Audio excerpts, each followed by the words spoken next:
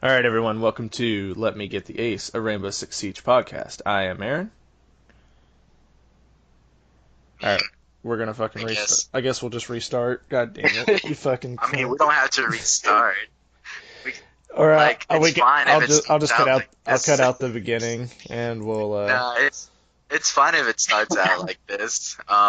We need to set up a proper way to. You know what? Fuck it. Just keep it rolling. I'm Jamie, and there's actually a guest here. Hopefully, he's a recurring guest. Introduce yourself. I'm Elijah. Excellent, Elijah. Who are you? What do you do? What's going on? Uh, well, like I said, I'm Elijah. Oh, excellent. That. And what do I do? Well, that's a very interesting question to ask me. Well, do you play Siege? Come on, our listeners have to know about you, even though you're a guest, hopefully a recurring guest.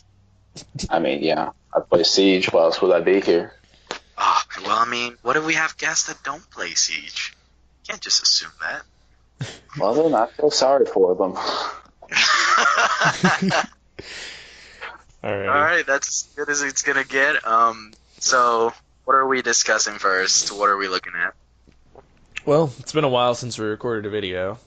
We obviously met. Well, I don't want to say a video, an episode, a podcast, whatever the fuck. It's gonna be in video format. Who cares? We obviously missed an entire fucking season, which was Wind Bastion. We haven't recorded since Grim Sky.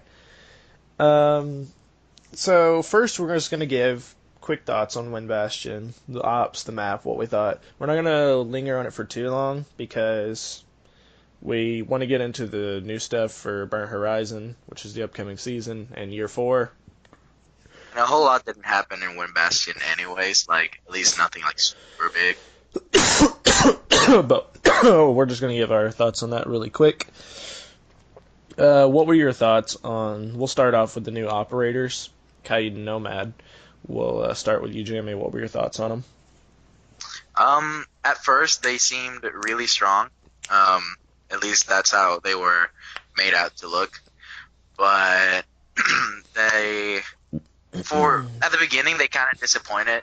Like, Nomad's guns seemed a bit weak because of basically what her gadget is. It'd be kind of OP if she had amazing guns, and on top of that, her gadget worked exactly like it did during the beta, the test server. But they toned down the gadget, so that was cool. As well as Kaid, his guns weren't particularly good to begin with, but on top of that, they nerfed his gadget as well. Brought it down from 3 Artilla Claws to 2, which I This think they was should all bring it before back they to 2. left the test server, too, which has kind of become a trend since Grim Sky, and I'm sure it's going to happen with our new ops, but we'll talk about that in a little while. Yeah. But overall, I do like them, and I do think that they are powerful operators. You just need to know how to use them, and I think they both require some measure of teamwork. Yeah. What about you, Elijah? What did you think of the new ops? I thought they were okay for what they were. I do definitely think it could have been a lot better. Like Jamie was saying, Nomad's guns do seem kind of weak, as well as for her gadget. Although it is good when you seem to be in kind of like a 1v3, 1v anything situation, really. It is very situational, kind of like a non-lethal claymore in a sense. Yeah. For Kaid's Artillas, I think it has been a game changer when it comes to hatches. As many of us know, we haven't been able to fortify hatches as far as reinforcing goes, but I do think Kaid brought a big game changer to that. Yeah, I agree. Personally, I didn't think... Okay, I've been playing since Blood Orchid. Coming up on close to 2 years now. This has been my least favorite season of Rainbow that I've played.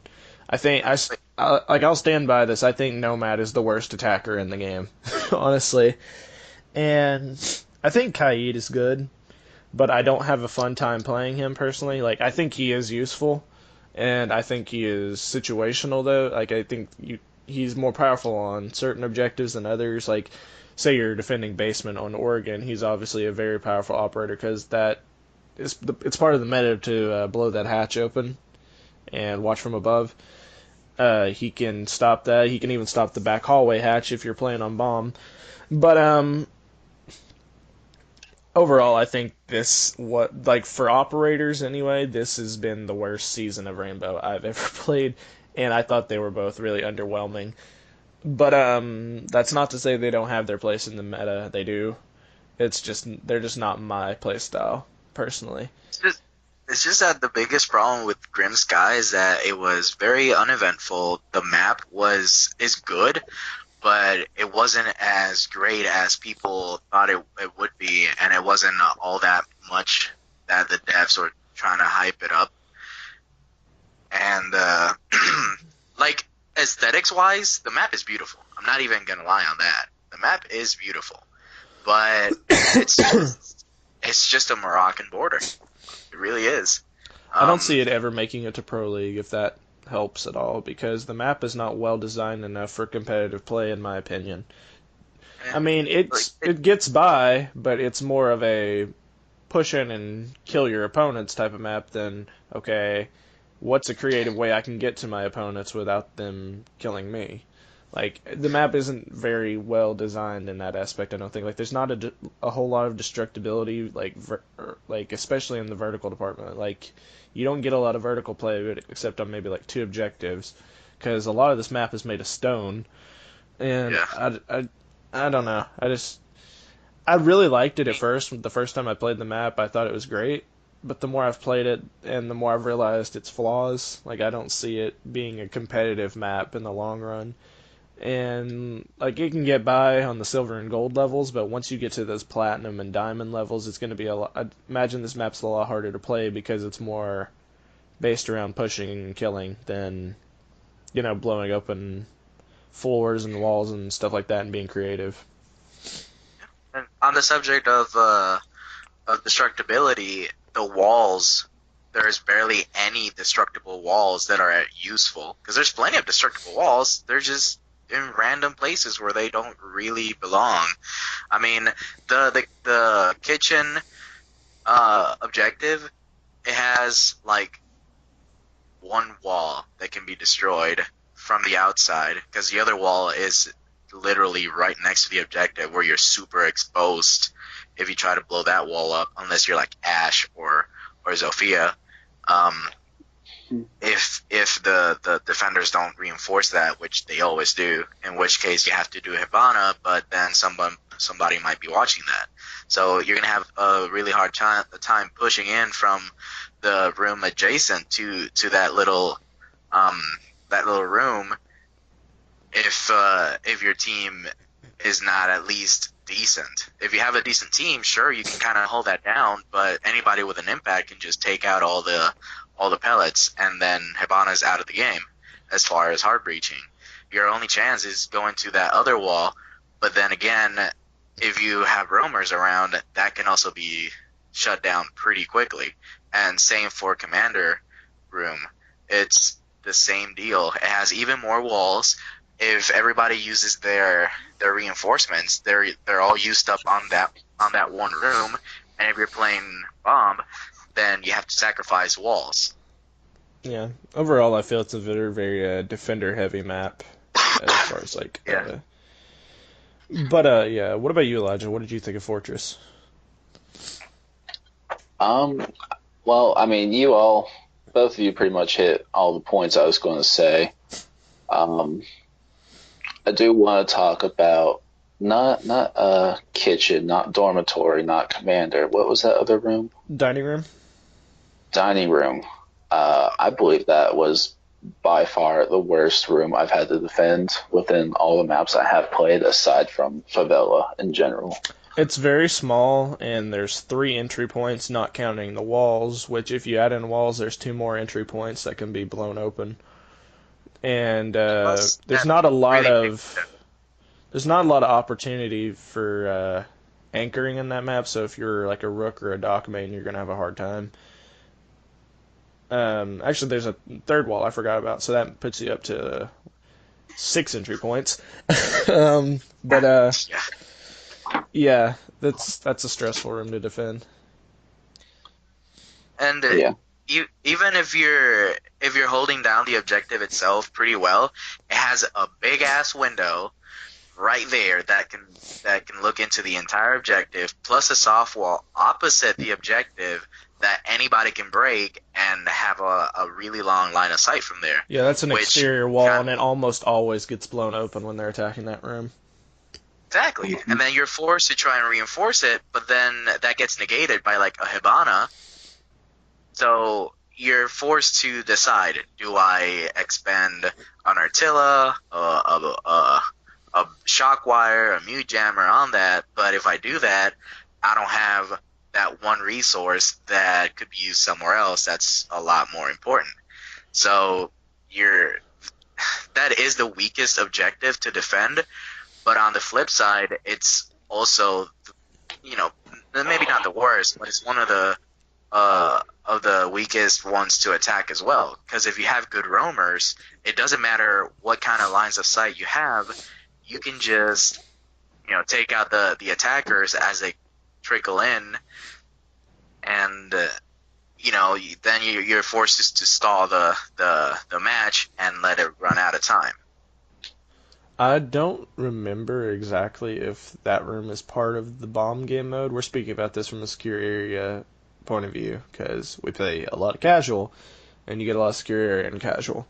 But I don't think so, because bomb mode has the kitchen area and then that little side room with the fridge and what looks like a furnace. yeah. So I don't And then think you that's have actually up side. hammam, sitting room, dormitory, briefing, and commander bedroom. So yeah. Yeah. Yeah. But anyway, we talked about this for a little bit too long. Let's move on to our thoughts on the changes that are going to be coming to casual in year 4. In casual, we are going to have the round timer drop from 4 minutes to 3 minutes and 30 seconds, which doesn't seem like a lot, but it's definitely going to push attackers a lot harder, especially. Rounds are going to become a lot quicker. In a ranked, we have 3-minute round timers, so we're kind of hitting that middle ground for casual right now.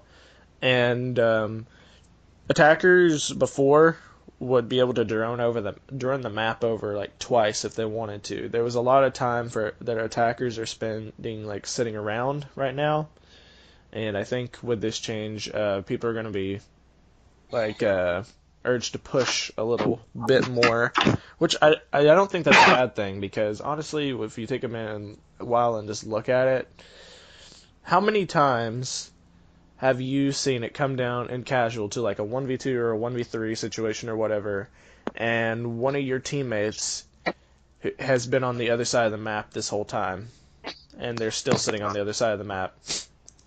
Yeah, that was definitely me when I started out. I would try to drone out every single part, try to help out the team, but obviously I wasn't helping the team because I was sitting like an idiot on the other side of the map, not shooting people, which is a correct way of helping your team.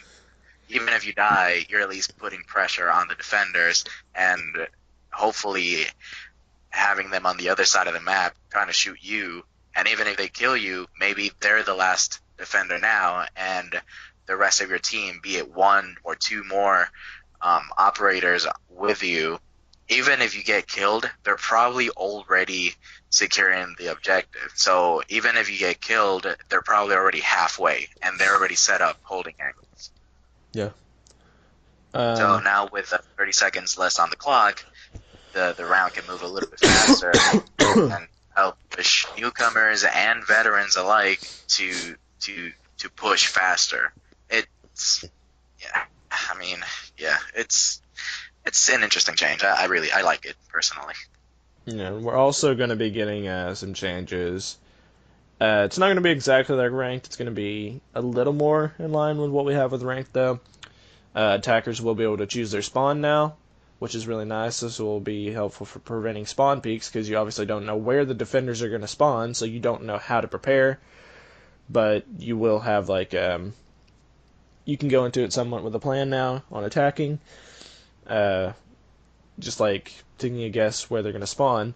And on defense, you will be told what room you're going to get. You won't be able to choose, which is kind of disappointing, but I guess I can see why they did it. For the random, like just the fact they don't want these high-level ranked players going into casual and dominating with their platinum strats on a room, I guess. I don't know. But you will be told what room you're going to be getting, so you have some time to prepare for that on defense, which is a very nice change that I'm glad to hear about. What do you guys think of that? I mean, I think like you're saying, that's definitely some nice change. When it, yeah, I'm sorry, I cannot talk. I think it's going to be a nice change for the defenders to know which room they're going to get right away, just so they can communicate with their teammates and say, hey, what should we do? What do you guys think? As for the attackers, being able to choose where they can spawn, I think definitely helps with the spawn peaking toxicity that happens a lot in Siege. And again, I'm not saying that's not a real strat, but when 4 of your teammates get wiped out once because they've been spawn peaked, Spawn peaking, I think it seems fair. spawn peaking takes no skill. I'll go ahead and say that. Like, It takes no skill, but you know where they're gonna spawn. Busting out a window, looking out, waiting for them to run out, and shooting them. That's not skillful, in my opinion. But yeah. Oh. But yeah, those are the changes we're going to be getting. Casual also going to be getting some changes to ranked in the second season of Year 4. We're finally getting pick and ban on ranked. Now, Hey. if you guys have been playing the Road to SI playlist, you've gotten a taste of what pick and ban is like. It's pretty much just banning Blitz and Echo. But other than that, for certain maps, obviously this is going to provide a really nice advantage to the pick and ban system. I've enjoyed it personally in the SI playlist. I don't know about you guys. You want to give your thoughts on that? Go ahead. Yeah, Road to SI was really good. Honestly, everything about Road to SI, I was thinking this should be ranked. Lo and behold, Season 2 of Year 4, that's basically what it's going to be. It's Road to SI, but permanently. And with the beta tag taken off of ranked. So that's Let's be honest, though. You The beta tag never really meant anything anyway. Like, yeah, but it still it makes it look like they don't know what they're doing with ranked if it still has the beta thing. Because to newcomers, if that's still in beta and you're in Year 4, what are you doing with this game? So, newcomers to the game, they see, oh, hell yeah, ranked. Let's see what this is. Once they hit level 30, which is actually a change now, from level 20 to level 30, you can now start going into ranked. You get into the game, you hit level 30, let's get into ranked because I'm dumb and I don't know the game enough, but let's go into ranked anyways. And you see all of these new changes, how it looks when you go into ranked, that home screen, you can see, what could have been. If you're a veteran, you can see all of the previous stuff that, like all the previous seasons, how you ranked, how you did, where you fall in when it comes to the other ranked players of the game. You see all these things, and you think, hey, they actually put some thought into this. yeah. What did you think of it, Elijah? Well, like Aaron was saying, or Jamie was saying, I definitely think, it should have been. I'm thinking, this needs to be ranked. This is what we need. I do want to say though that I think ranked should be only accessible by the time that you can go into the casual matches with other people. Or I'm sorry. I'm trying to say is like once they reach that level 50 threshold is when they should be able to go into ranked because that way they have, more experience than what would need be. we'll actually touch on that here in a little bit. Something related to that, but yeah, continue. Um, I can't think of the words. Um, I think that's about all I had to say. All right, cool. So, yeah, ranked. Getting pick and ban. Honestly, I don't think rank will ever be finished per se. I don't think we could ever get a perfect rank system, but this is a good step in that direction. It's something we really need. I was kind of skeptical when pick and ban was first announced, but having used it in custom games since then and actually being able to use it in the public format, I do enjoy it a lot, and I think it's going to be a welcome addition, and it's not going to be as game breaking as people thought it was going to be. But we're also going to be getting changes to MMR in ranked in accordance to cheaters. This is only applies to PC, of course, because it's a lot harder to cheat on console. But essentially, how this will work is if you are on the losing end of a match and the enemy team is found out to have had a cheater, you and all your teammates in that match will receive back any elo that you lost and potentially get a rank back. Honestly, obviously, this is a good thing.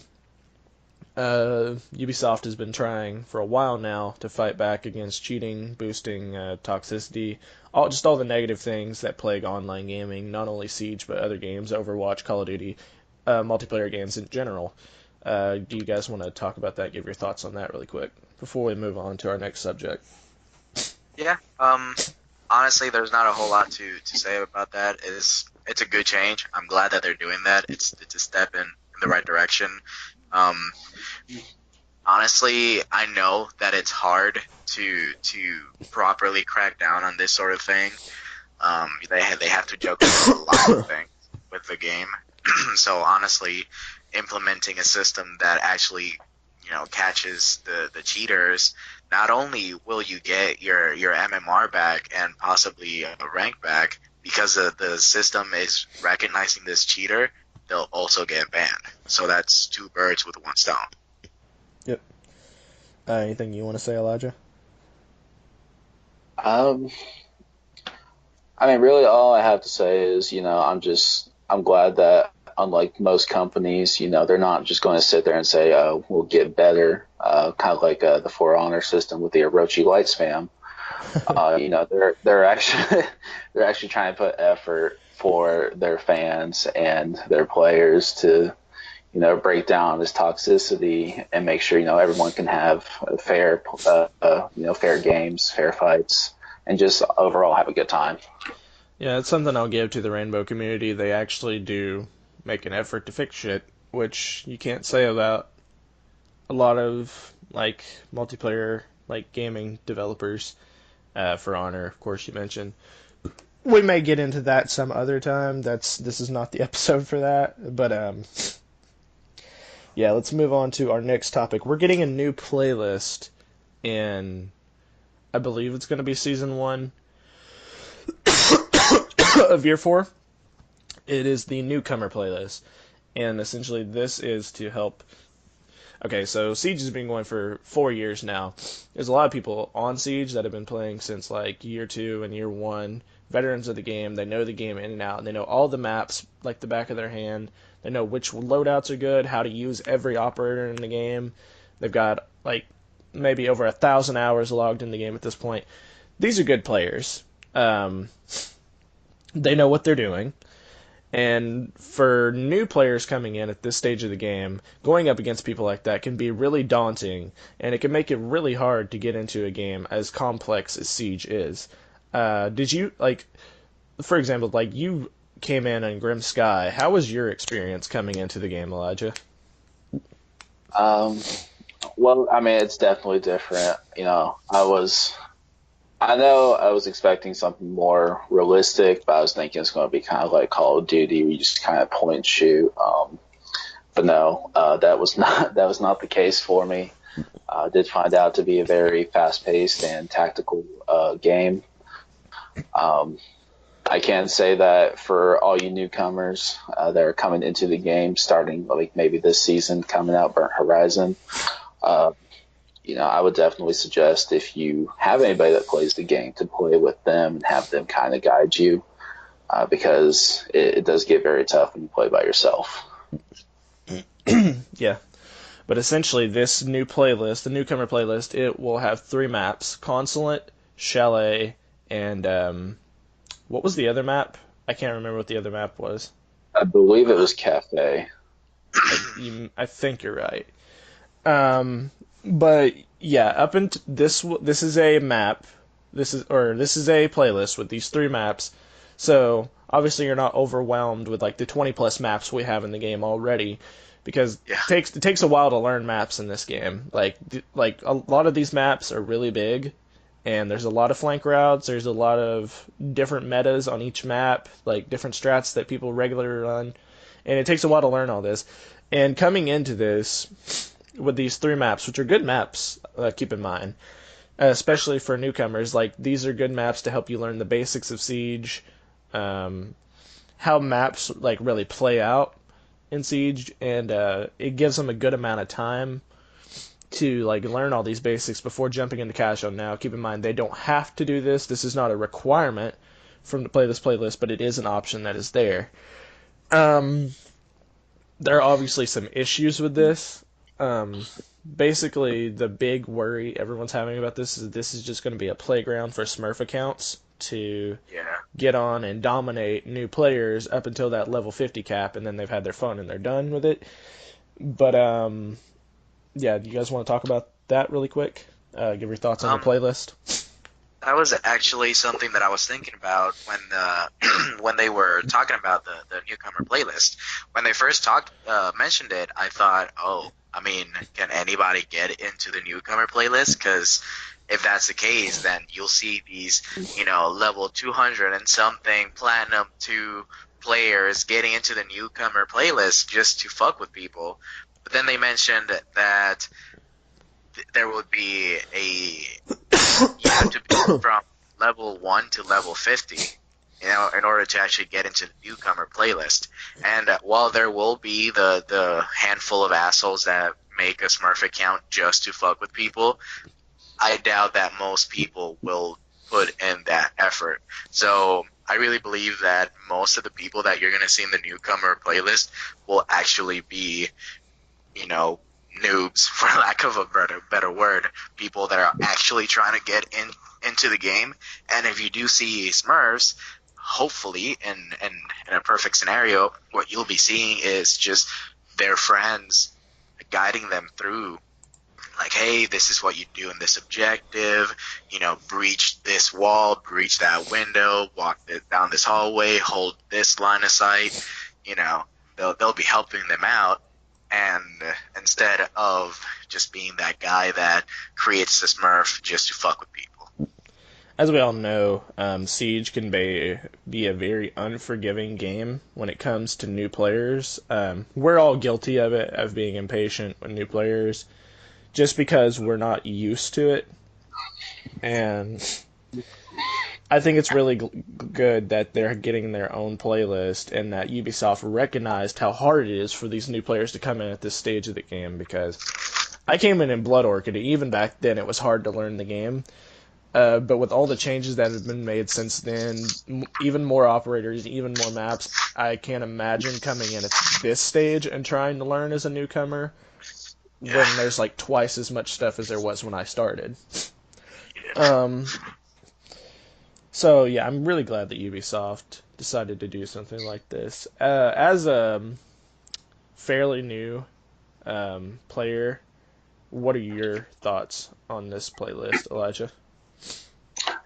Um, well, no, I would say you guys hit most of the points. I definitely think it's good for people who are trying to get into the Siege community but have a hard time with it because, like you said, most people, myself included, we just get frustrated with these new players. Just, they don't know the mechanics, taking their time, etc. So I definitely think this is a great opportunity for them to just kind of learn and go at their own pace. Um, And Go ahead, Jamie. oh no, I was just adjusting myself on the sofa. Okay. Yeah. Just flopping my fat ass down again. All right. Well, is that everything we want to say about that? Um, I think one thing that I would like to see them implement is kind of working the vote to kick system. Um, I will say that another hard part of it is people joining ongoing matches. Usually you have like a 4-man squad who just don't want this extra person, and like right before they've been spawned in, they've already been kicked out of the game. Yeah, I the think Siege community seems to be pretty impatient when it comes to stuff like that. I think what I hope to see in the future is like maybe some kind of timing system. So maybe like if they haven't spawned in or loaded in the next minute and a half and it's holding up the game, then that would probably be an appropriate time for them to be kicked. That's actually a good idea. Like, wait until like you're actually in the game so that like you can say, hey, it was something they were doing in the game and not just because we were impatient and didn't feel like waiting. I like that. Um, and then I think another thing, again, with the vote to kick, I, there's been a lot of situations where I've experienced, I know you've experienced it too, where you're probably like a 1v2 and then you just get kicked even though you're moving and active.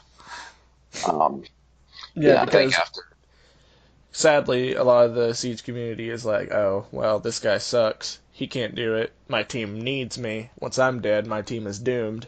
And they'll kick you because they don't feel like you can perform on your own. Everyone wants to be an individual, which is obviously not how you should so, play in a game like this. It's team based, but yeah. so again, I think, there should be that minute and a half time implement. I don't know how easy it'd be to code it, but if there's maybe even less time than that, it would just do. Let's just say there's 40 seconds left in the round. It would take 40 seconds before they could say, "I want to kick this guy," because again, nobody's getting any experience that way. They're not getting renown, and it's just not fair to people. Yeah. All right, so we got one more like little thing before we actually get into like the juicy stuff for the new season, the new year. There's going to be some changes made to friendly fire and team killing. Um, One of the systems that they're going to be testing, they've got a couple ideas in mind, but this is the first one that they're going to be implementing. But this is like, keep in mind, not their final solution to resolving team killing and toxicity. Basically, what they're going to be doing is after you kill a person, reverse friendly fire will be activated, meaning that any shots you put onto an ally, that damage instead of going onto them will be reflected back onto you. And it goes so far as if you try to shoot them in the head, you will just die. Um, this is obviously not a perfect system, but I enjoy it, and I think it is a step in the right direction towards like solving how team killing works, um, and people abusing the system. Um, what do you guys think? We'll start with you this time, Elijah. All right. Well, like I was talking to you and our friend who's not here, Jacob. Like I said, I agree. It is definitely a step towards the right direction. However, I think that would backfire a lot too when it comes to just crossfire, because again, we've all experienced it. You'll just be shooting at an enemy who's sitting in the corner, and then you just got that one guy who's just like, "Ooh, I need to get on the action," and then next thing you know, they're dead. Yeah. But with this system being implemented, you're going to be the one who's dead. Yeah, I mean, I feel like this will work for individuals who want to go in and mess up someone's time, but if you've got like a whole squad of people that's going in and bullying people, this is obviously going to be a lot harder to control. Oh, yeah. But this is just like one of many solutions they want to test out and tweak and try out. So I'm just glad that they are trying something to Definitely. to I make the game better. And not to point fingers, but I think this will definitely keep Jamie from TKing you every time he tries to take out a camera. Yeah. What? I don't Well, do that. you don't do it on purpose, but Jamie does have a Uh, history of accidentally team killing me. Yeah. I mean, look, man, I'm just aiming down range, and as soon as I pull the trigger, you're like, "Hi, I like your reticle. It looks cool, man." You're just dead. But what are your But thoughts? Yeah, good. I like it. I love it, actually.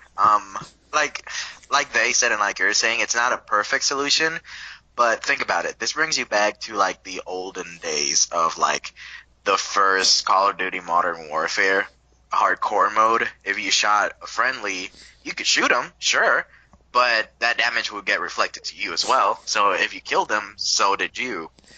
So it's not a hard thing to do. It's just that it took them a long time. And I get that so the original fix was if you team kill twice, that's it. 30-minute ban. You're out. Like, get the fuck out. But that's a bit too extreme because you have cases like mine where it's 100% accidental.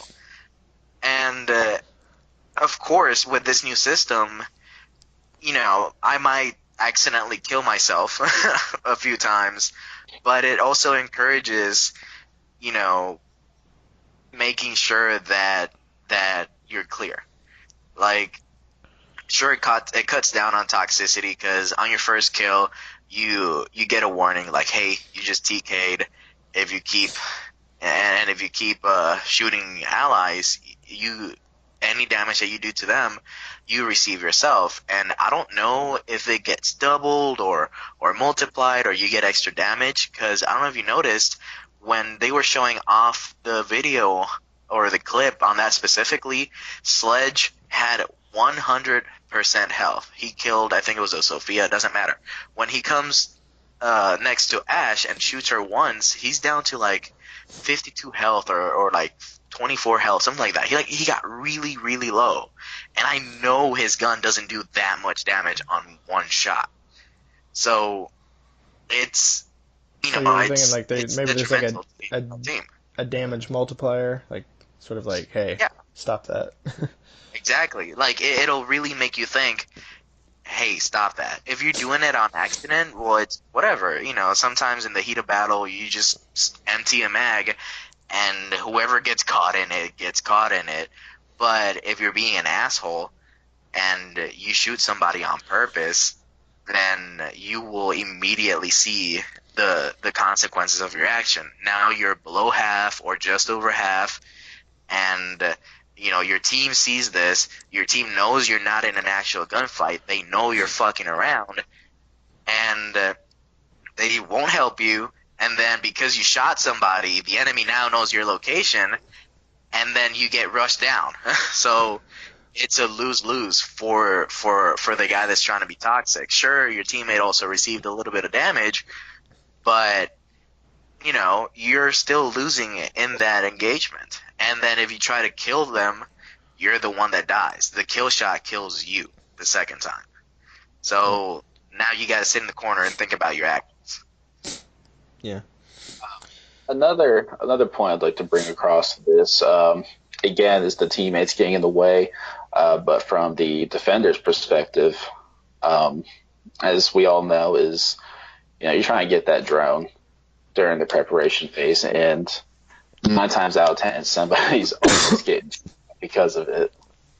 Yeah. So, like, I'm wondering, like Jamie there was explaining, it seems they may have like a multiplication system, but I don't think that should apply to the defenders to start with, at least until preparation is over. Yeah. But yeah, a good step in the right direction. Not a perfect system, obviously, but I'm glad they're trying something. Let's move on to some more of the juicy stuff. Before we get into the actual season itself and all that, let's talk about the patch notes for the season. Some of the changes we're going to be seeing to the game as we know it now. So we'll address the elephant in the room first. It was Jaeger first, and Bandit, Smoke, they all lost their ACOGs. Ash is joining them. She's going to be losing the ACOG on the R4C, which, as Ubisoft statistics told us, is picked 99% of the time, which is insane. Like how popular this weapon is over her other weapon, the G36C, which, keep in mind, will not be losing its ACOG. What are your guys' thoughts on this? I mean, okay, so people choosing the R4C over the G36C is obviously not a surprise. The R4C is by far a better weapon, but the fact that it's picked 99% of the time, think about this. It's like choosing Rook or and they didn't have the option of getting that shotgun. What are you going to choose? The MP5 or the P90?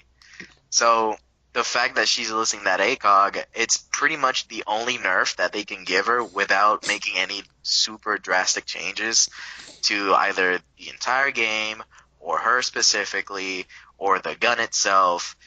It's pretty much the only thing that they can do. However, honestly, even though it's a good change, I don't think that people are going to start choosing the G36. Once she, the moment that Burnt Horizon comes around, people are just going to keep choosing the R4C, or they're just going to choose a different operator altogether that does have an ACOG. Twitch Like Sophia. is the second most picked attacker, and I don't think it's hard to figure out that it's because of her weapon. Her F2 is insane. It's one of the highest fire rate weapons in the game. The damage is pretty good on it, and you can kill people pretty quickly with it, just like you can the R4C.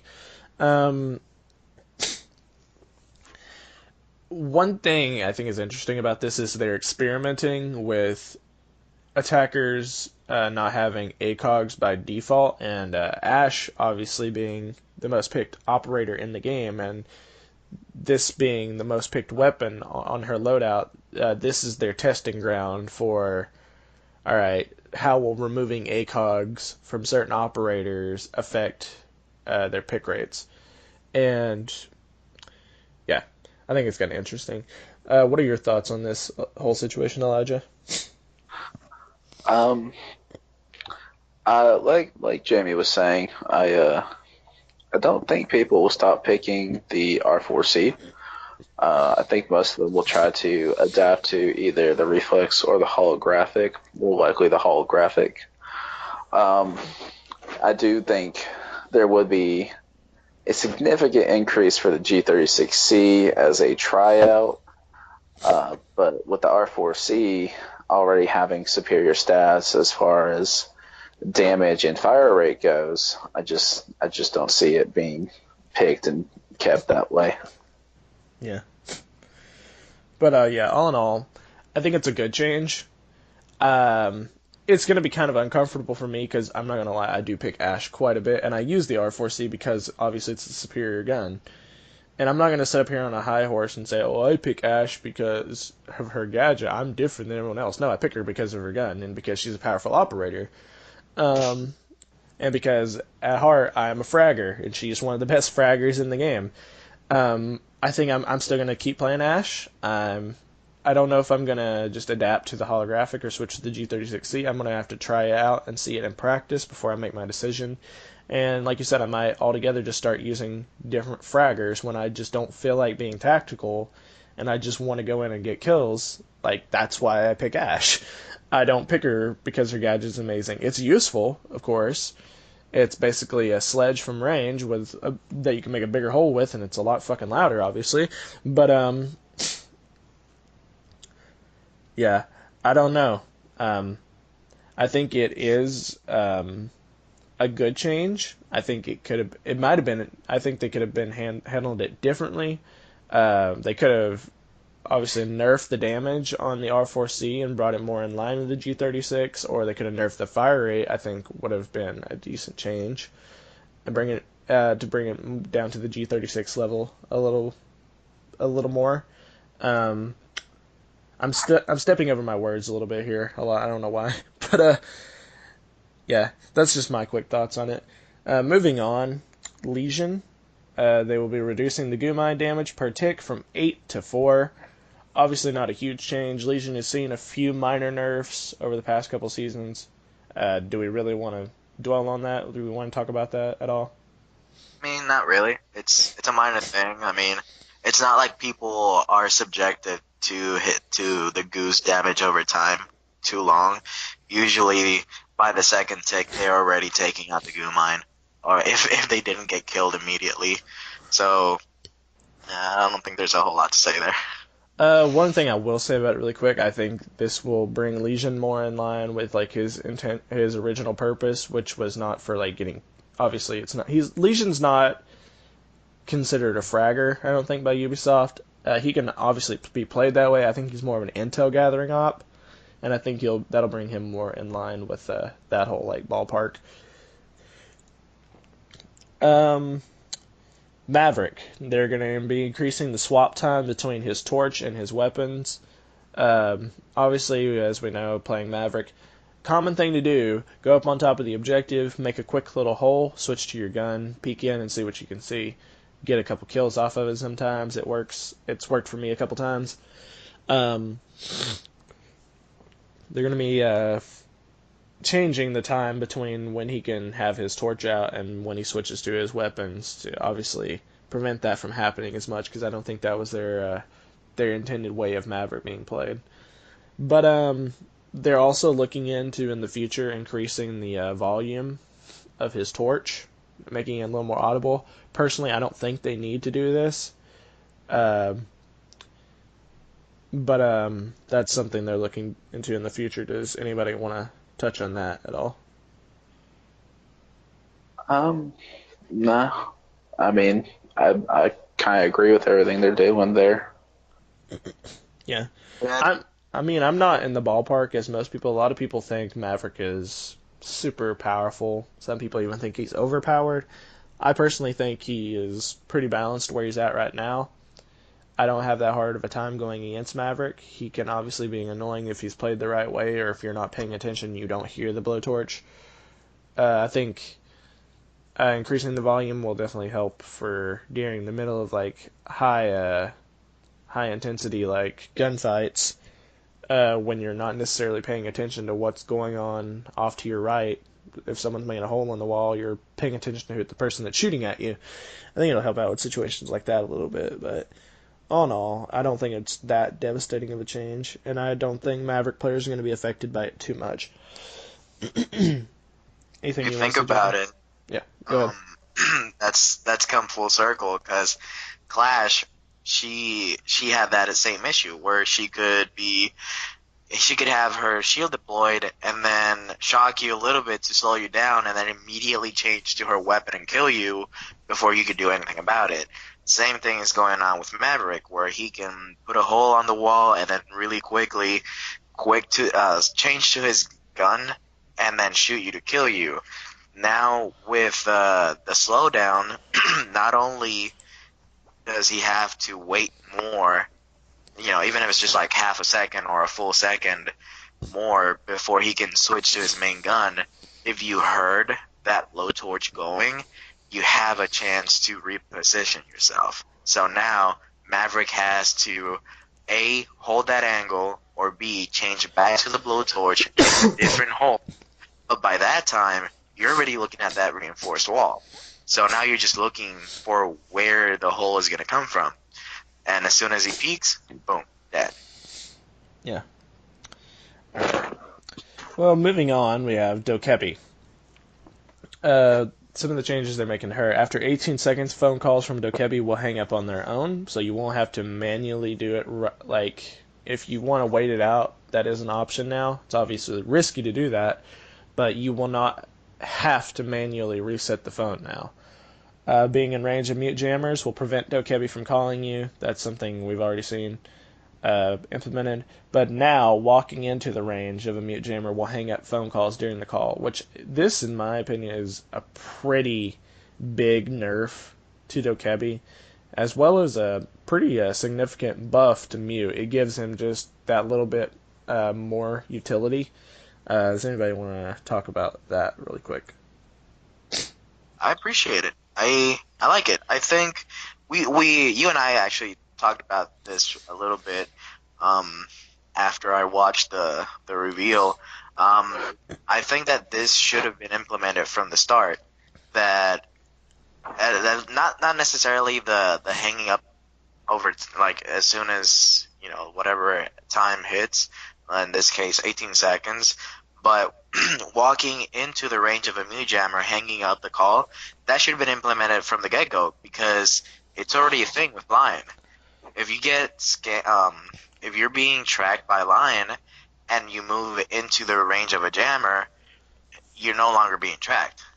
So you don't necessarily now have to stand still for it to stop tracking you. You can just walk into the range of a Mew Jammer and you'll no longer get scanned. So now the enemy doesn't know, did he stand still? Did he walk into a Mew Jammer? What's going on here? Now it's the same with Dokebi. If Dokebi is nearby and you get called and you're not within the range of a Mew Jammer, she knows you're nearby, and then she stops hearing the vibration. Now she's going to have to think, this is a 50-50 situation. Did they walk into a Mew Jammer? Did they just, turn off their phone? So when you peek, you better hope that it's just that they just now turned off their phone, because they could be looking at that door sitting next to a Mew Jammer. Yeah. Anything you want to say really quick, Elijah? I do want to say two things about the Dokebi timer. I do think that maybe 18 seconds is a little too long for it to hang up. Honestly, I think it should Just be brought down to like 15 seconds. I think that would be a fair time. I was about to say about 13 to 15 seconds would be fair. 18 is a weird number for them to pick.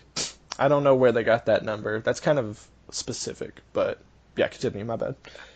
Um, but like I was saying, I think 18 seconds is too much. Definitely bring it down to about, well, I won't even say 13, but about 12 to 15 seconds. Just because that's usually about the amount of seconds it takes for them to just run up into the room, and if they can hear you right there, they're going to kill you. Yeah. But other than that, I think that's all I wanted to touch base on. All right. Well, moving on, we have two more people fixing changes, one of which is Capital. He's getting a simultaneous nerf and buff. He will be having. They will be increasing the area of effect size on his fire bolts, while also reducing the damage per tick from 19 to 12. Now, obviously, if you've ever been on the receiving end of one of Capital's asphyxiating bolts, you know that it takes your health down pretty quickly, and if you don't get away pretty quickly, you're gonna fucking die. So, does anybody want to talk about that really quick? Before I let you guys move on, I don't know if you guys saw the footage of this, but I really like the way that they're doing this. The way it works. It kind of works in a way like liquid fire, if that makes any sense. So, like, say you shot something onto an elevated platform. Like, let's say we're attacking Garage on Clubhouse, and I want to burn someone out on that catwalk up there. If I shoot one of my firebolts up there, some of that fire is going to fall over the edges of the catwalk onto the floor below, and if there's any defenders below, they'll also get hit. I think it's interesting the way they're doing that, but yeah, go ahead. Whoever wants to talk first. Well, I guess I'll go first this time. I do appreciate what they're doing with where they can't just like shoot at a wall and get the other person on the other side. For example, mirrors. She's sitting on a mirror looking at the wall there, and it can be reinforced or still soft, it doesn't matter. That area effect it already has will just spread right into the room there, killing Mira if she's sitting close enough to her mirror. Yeah. I'm glad that they're getting rid of that. It doesn't happen often, but I've died to that once or twice.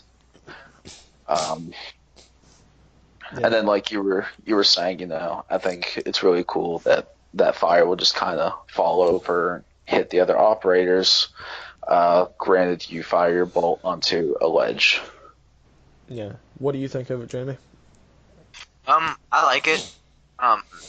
the way that it was used, like the devs were saying, it was pretty much uh, a frag grenade that you didn't have to arc or cook.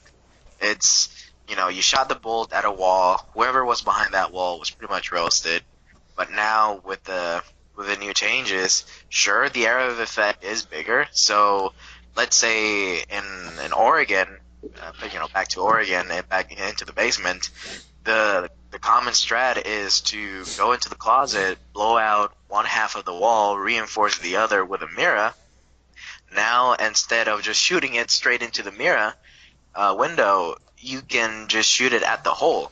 So that whole room is going to get engulfed in fire. There's no getting away from that. But because you're doing less damage, sure, Mira can get away faster, but if there's nobody there to back her up, as soon as she starts running away, she's going to get shot.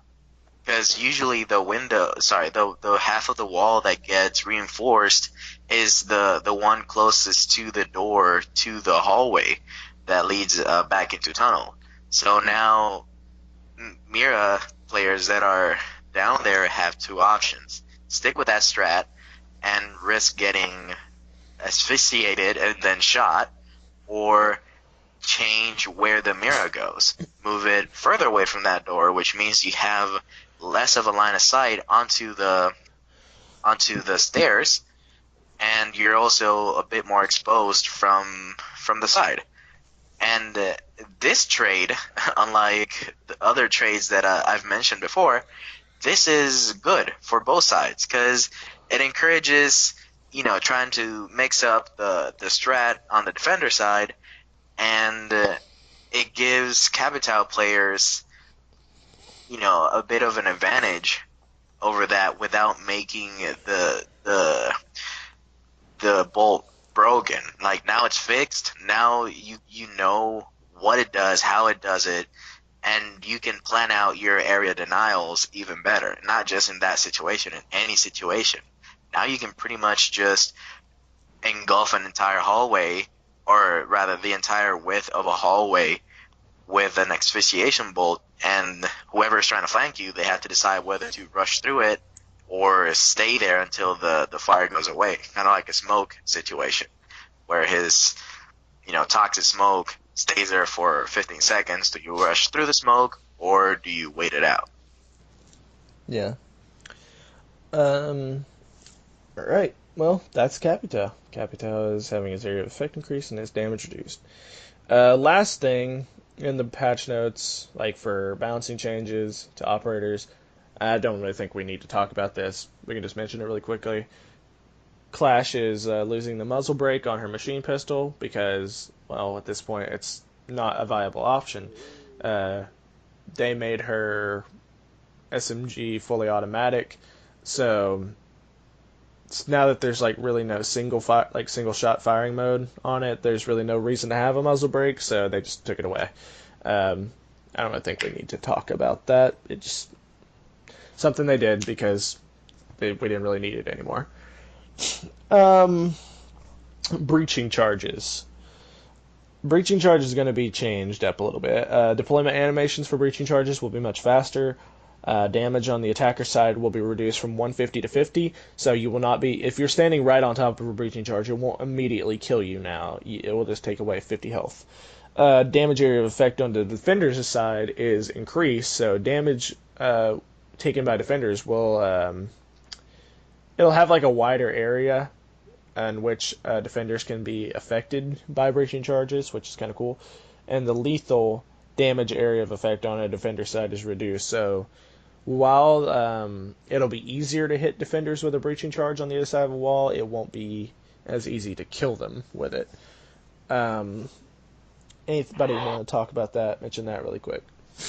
Yeah, I'm kind of salty because now it's going to be even harder for me to get that trophy. Damn it, I still don't have it. Well, if you do it with the Nomad strat, which is how I got it, it's pretty good. Yeah, but if I do it on the floor, that's considered the attacker side, and they'll only get 50 damage. Well, no, well, I feel like that's the exception. Like, if a defender's standing right on top of it, they'll probably die. Well, we'll have to test it out. Yeah, we will. But other than that, not really. I agree with what you said. It's a good change. That should have been the thing from the beginning, kind of. But hey, it's whatever. It's really Um, just a quality of life change.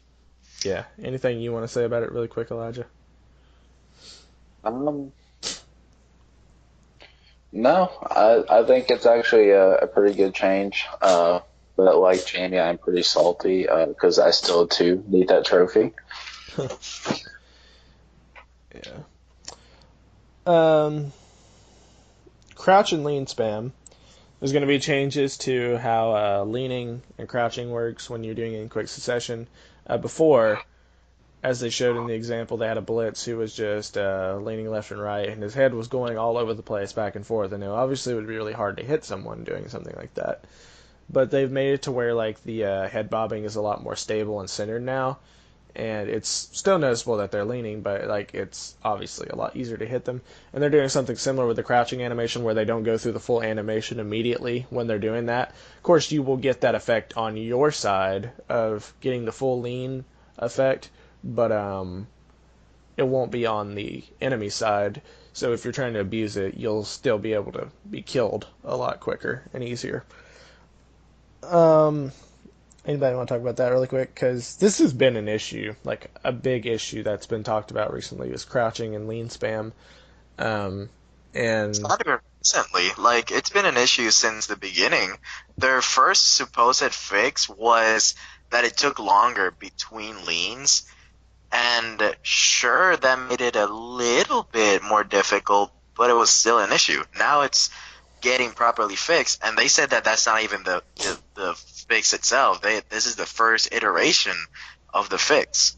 Like, we don't know what they're gonna do after this. Maybe this is not what they end up with. Maybe they're gonna do something even better than just having you essentially stand still like an idiot while you think that you're all over the place, and from the from the other side you're just standing there like a moron having a seizure.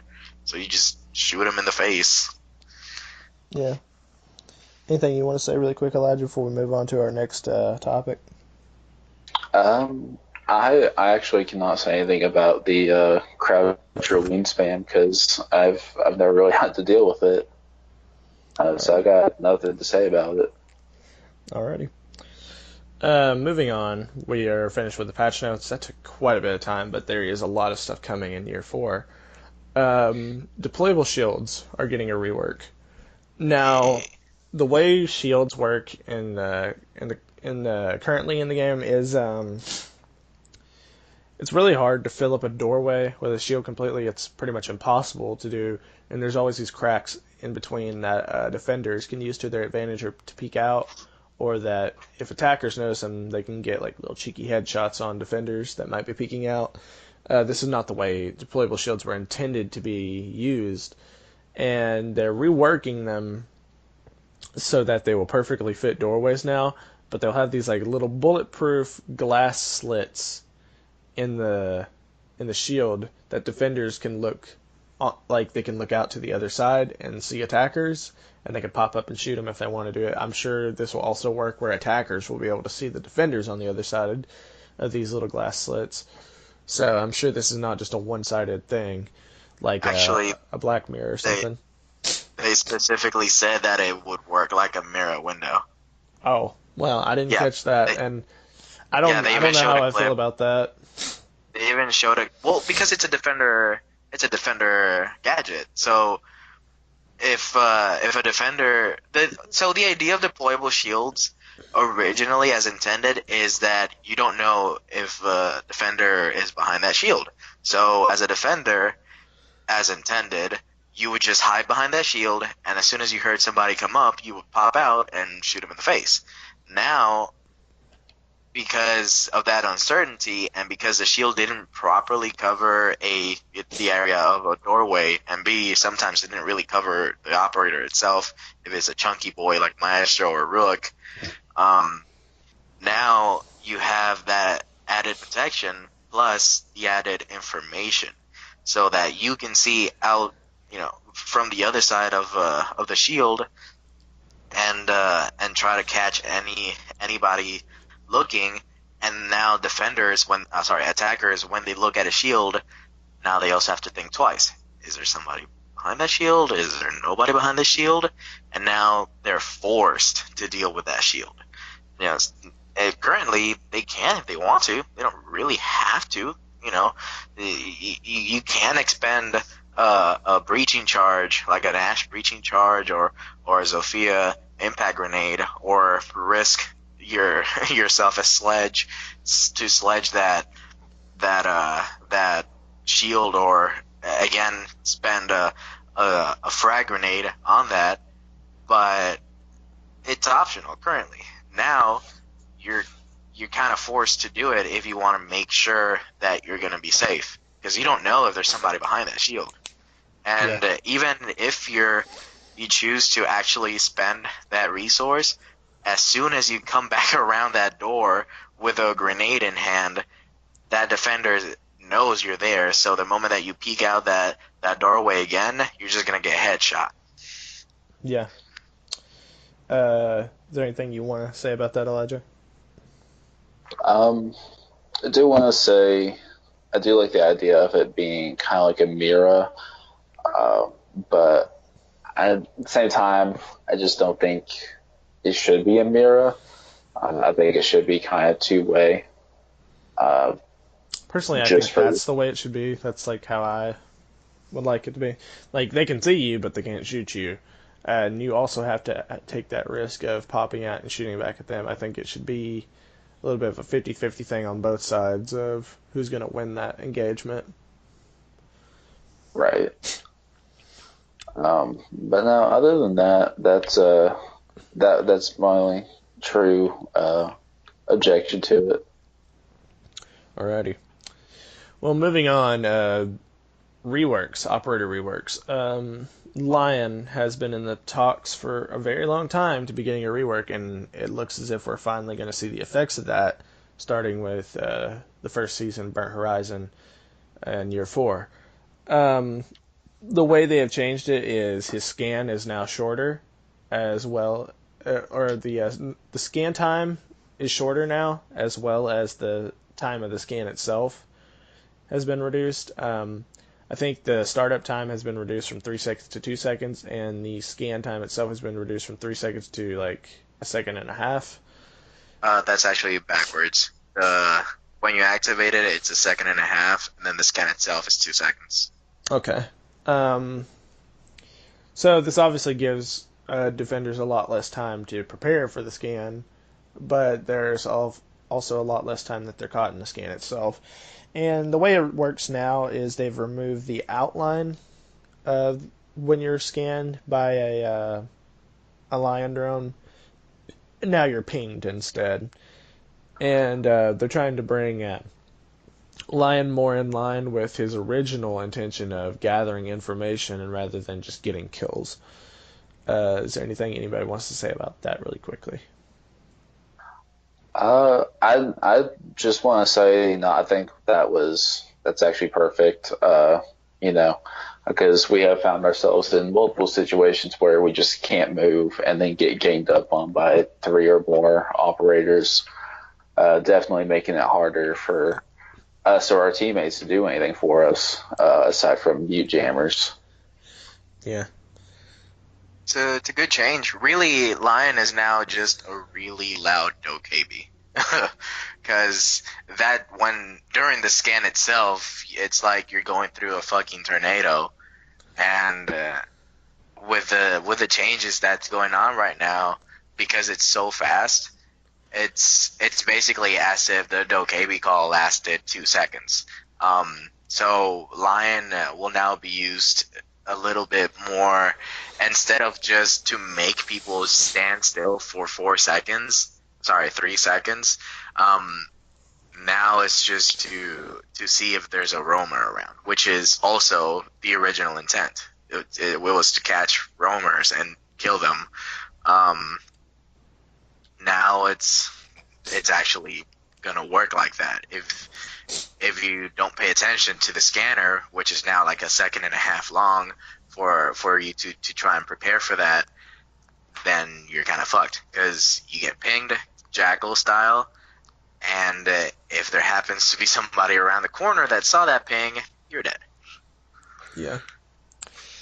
Glass is also receiving a rework. We weren't given a time frame for when we'll see this go into effect. At least I don't remember hearing a time frame for this, but we were shown what they're working on. Basically, how it'll work now is if you have your holographic sight up, or not your holo sight, but your thermal sight, um, defenders will not be highlighted while Glass is moving. Once you come to a resting position, you will be able to see people the same way you can now when you're moving around, like they'll light up and everything, but it'll only be when you're stable. I think this is a good change, honestly, because basically what Glaz's gadget is just aimbot. It's telling you, hey, shoot here, which I don't really like about Glaz. Glaz doesn't have really big high pick rate at our level of play, but even without the thermal sight, he is a very powerful operator. He can be an entry fragger if you want to play him that way. He can be used in close quarters. I think this will bring his pick rate down a little bit, and it'll bring him more in line to that like long range play that he was originally intended for. Does anybody want to talk about that really quick?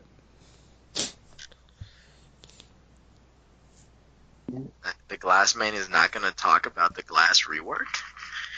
No, I actually think it's really fair, and I'm kind of glad they are doing it. Yeah, I agree.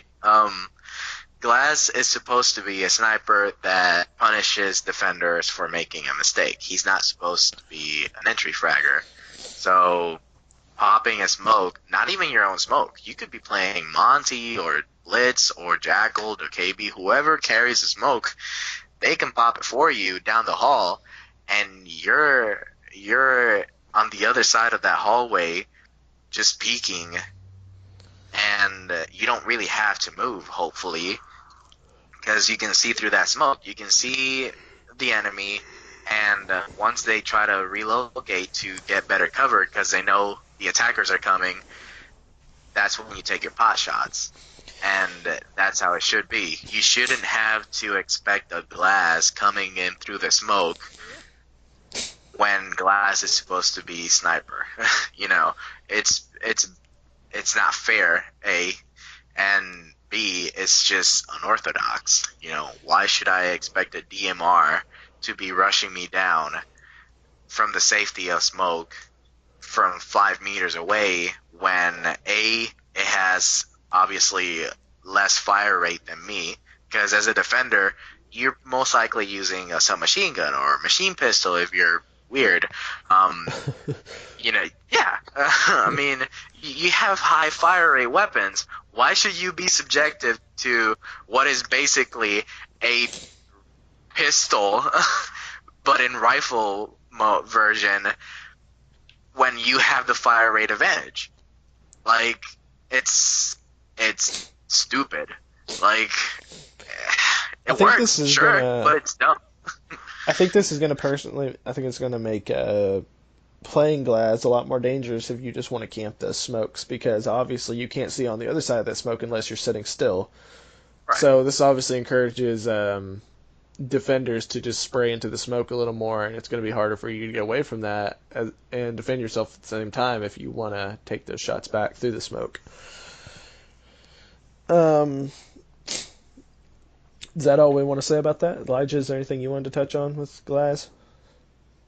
No, like I was saying, just I think it is fair. And like you were saying, he is supposed to just kind of punish him not being an entry fragger. Alrighty. Well, moving on, we have 5 more topics to talk about. We have the roadmap for year 4. This involves all of our countries, all of our, map reworks that we're going to be getting, and all these mid-season events that we're going to be getting. Let's start off with our countries that we're going to be getting. We obviously know our first season, Burnt Horizon, is going to be the 2 Australian ops, and we're going to be getting the new map Outback. We'll talk about that in a little bit. We're not going to touch on that just yet. And we'll also be getting a mid-season event every season for the year. Starting with our second season, we'll be getting a US op and a Danish op. The US op has been confirmed to be a Secret Service agent on the defense side, which makes sense because that's what the Secret Service's job is to do, is to defend people, usually politicians like the president or just like high value targets. Um, and then the attacker will be a female Danish op. We will be getting a cafe rework that season, which I've been saying it for a while. Cafe needs a rework. I'm really glad this is happening. We'll talk about the rework in just a second, what we thought of it. Um, in the third season, we will be getting Mexican and Peruvian operators, as well as a canal rework. And in the fourth season, we will be getting Kenyan and Indian operators, as well as a theme park rework. Personally, I think theme park was a weird choice, but that's just me for like maps I could rework now. But let's start off with the countries we're getting. What do you guys think of the countries that we're getting? Are you excited about it? Is there something we didn't get that you wanted? Go ahead. Whoever wants to speak first. Um, so I'm excited to see a Secret Service operator, sure, but this is like the eighth American operator we're getting. I mean, Yeah. give other countries a chance. We get at least like one American op every year, it seems. Yeah, it's stupid. Like launch, we get 4 with the FBI. Then immediately after, we get the Navy SEALs, and then in Grim Sky, we get Maverick. It's retarded. And now this year, we're getting another U.S. operator. It's I find it funny, but you also got to think about it. America, the United States specifically, has, I think, the most branches of special forces, like than any other country, at least as far as we know. So they have like the fucking, they have the Secret Service, they have Navy SEALs, they have the Rangers, they have the Green Berets, they have the FBI, they have SWAT, they have all of these special forces, and of course, the Rainbow Six Siege developers want to focus on special forces. They're not just gonna bring in, let's bring in the Colombian Army regulars. No, that's not fun. That's not cool. So, unfortunately, because other countries, they don't have a lot of special forces, they're kind of working with what they got, and what they got is a bunch of American special forces. But other than that, I'm liking the diversity. I never even would have thought that Denmark, Kenya, or even India would make the roster. I think it's interesting that we're getting Peru and Kenya this year, but I feel like that was more of a variety thing than like something you have to have, because like we've only got one South American CTU, and that's the BOPE with Caveira and Capital, and that was year one. We haven't gotten any South American ops since then, so they're adding in. I feel like that's why they're adding in Peruvian ops or a Peruvian operator, and Kenya is in Africa. We only have 2 African ops. That's Nomad and Kaid, the Moroccans that we just got. So I feel like that's why they're adding them in. I'm kind of surprised it took as long as it did for us to get Mexican ops, even Indian ops. I kind of figured we would have maybe had by now.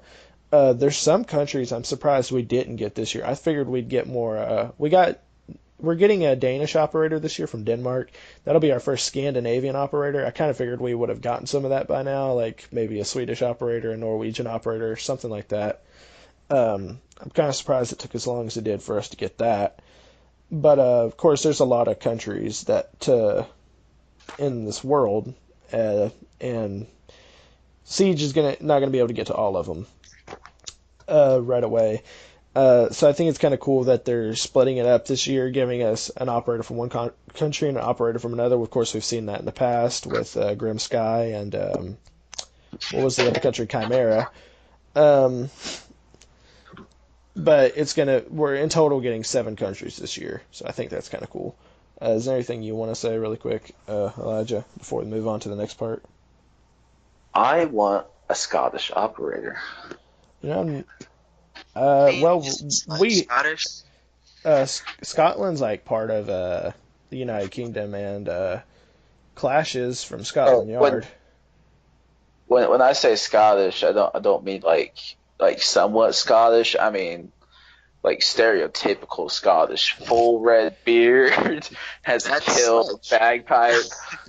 That's Sledge, dude. Have you seen? You have the Sledge Elite. He's so fucking Scottish. I do not see a And then bagpipe for that motherfucker, and he's bald as shit. and then we have, Well, dude, you his don't know name what is he looks like with Seamus. that. It doesn't get more Scottish than that. He's a No. big dude. He wears a fucking kilt. His name is Seamus. Like And he, he doesn't he's have a bagpipe, he's not eating haggis, and he is not tipping over. Hey man, he's you don't know what he looks like under that mask. What if he's like all red faced? He just has all that beard just tucked into the mask. That's why he doesn't I talk guess- a lot. He I guess that might be why I like him so much. Then we're just best friends. We just don't know it yet. One of these days, he's gonna get a scan where they show off his face, and he's just gonna look like one of those dwarves from Lord of the Rings, like Gimli, but 6 feet tall. And instead of having a sledgehammer, he's just gonna have a battle axe. Fuck this wall! Boom! No, he's having a bagpipe. He just bursts out through the wall. Like he brings down the wall with the power of Scottish bagpipes.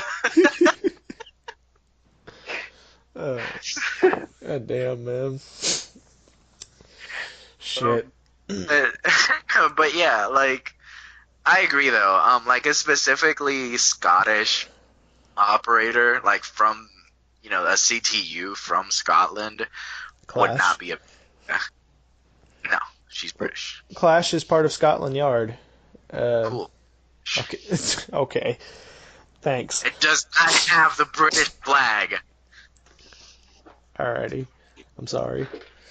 Alright, map reworks. We're getting the Outback map in the first season, so that's a new map. We'll talk about that in a second when we talk about the Australian ops. But as far as like reworks, we're getting cafe, canal, and theme park. We didn't see any of theme park because they haven't really got it planned out yet. Because like you said the other day, Jamie, it's basically a year away. They've still got a lot of time to work on that. Cafe and canal, though, what we saw of that, what did you guys think? Well, I can definitely say cafe. That rework is just beautiful and definitely much needed. I think it's going to work out very well, both just in the meta on casual, but as well as ranked. It will definitely bring about some new strategies. I think the map's going to be a lot more viable on ranked now because they're making the skylight on top floor less dangerous because as we all know that's a really dangerous area to rotate through when you're on the top floor because there's usually at least one attacker camping on that skylight watching for people coming through trying to pick people off. I love doing that. I just like posting up on that skylight, catching people coming in from cigar. Oh boy, like shooting fish in a barrel. So I'm too excited about that. Oh, it's so great, dude. It's such a great sightline. And it's not even people rotating to and from cigar. That's not the only danger zone. People going in through freezer and from the side steps that lead straight into reading room. Though that's also, you can see all of that. And with the rework, you're getting walls on the two sides. So people coming to and from cigar and then to and from the steps towards reading room, they get a little bit more protection. So now your only sight line without having to destroy those walls because they looked like soft walls. Without having to destroy them, your only line of sight is really just people rotating through freezer. Yeah. If freezer is, that's even if freezer is going to stay there. Maybe they're going to turn that into a different room or do something completely different with that. We don't know because we don't know how that's going to look now. Yeah. We got a little bit of rumbling on somebody's side here. Sorry, I was just checking up on something. Oh, you're It's good, just man. like But yeah, I think the cafe rework looks pretty nice. They I like well, actually as well. I'm a little disappointed that the those stairs are not going all the way to the top, well, we but don't know that yet. We know well, they've switched I guess sides yeah. yet, but we haven't seen the full rework yet. I'm sure there's a lot of things they're going to change that we haven't seen yet. It doesn't look like from what we've seen so much like a rework to me yet, but it looks more in line with what they did to Clubhouse, where they buffed the map up a little bit, and they did say they were changing like their definition of a map rework this year. Um, so it might be a little more in line with that, like what they did with the Clubhouse, and they're also moving the bakery bomb site into the kitchen. So when you defend the bottom floor on kitchen now, you won't have to worry about that large open bakery area, and you will be inside the kitchen defending both bombs, which is obviously a lot safer. There's only like a 10% win rate on defense for the bakery bomb site, so that just gives you an idea of how bad that site is, and we're I'm just glad that they're going to be changing that up a little bit. Um, but moving on to Canal, though, it looks a lot more like what we got with the Hereford rework. It looks like a fully reworked map to me. It looks like they're changing quite a bit. They're adding quite a bit, and I think it's going to feel like a completely new map. Whereas like with Cafe, we're still gonna see Cafe there. We're not gonna feel like we're on something completely new. What do you guys think of what we saw with the Canal rework, though? Well, I can definitely say Canal has been needing a rework for a while. Um, once I learned the map, I've been thinking that. Fuck, can't think of words. Anyways, long story short, it has definitely needed rework for a while. I'm glad they're finally touching it. I am more than hyped to play on the new map and definitely learn it again. Yeah, I I think honestly, like a map rework can be more exciting than a new map. Honestly, sometimes because like these maps you've been playing for a long time, um, you've seen all the issues with them, and when they get fixed, it kind of breathes new life into them. Like I'm sure you remember playing old Hereford and how different that was compared to how it is now, don't you, Jamie? every time we got Hereford, my my heart just died a little because it was a terrible map. And every room except the basement was absolute trash. Um, and then you had the one staircase, It was and a little it too. was It was like it was just too basic. Was the issue with it? I feel like. yeah, because it it was bad. It was a bad map. I'm just I'm not even gonna beat around the bush. It was a terrible map. It honestly it was worse than House, and House is pretty terrible unless you're doing like a 1v1 or a 2v2. Like 5 on 5, that map was just complete garbage because every room was like out on its own, and there wasn't any real potential for rotations. It, and anytime you wanted to move from one room to another, you were completely exposed. It was just garbage, and I hated getting Hereford base every time. Yeah. But But now it's amazing because now you can rotate wherever you want. You don't have to be exposed. Sure, there's areas where you're exposed, but that's true to every map, so it's fine. It has 2 staircases there, and they go all the way from the basement to the very top floor, both of them. So, there's a lot of options there to move around. as far as like the Canal rework goes, how do you feel about that? I like it.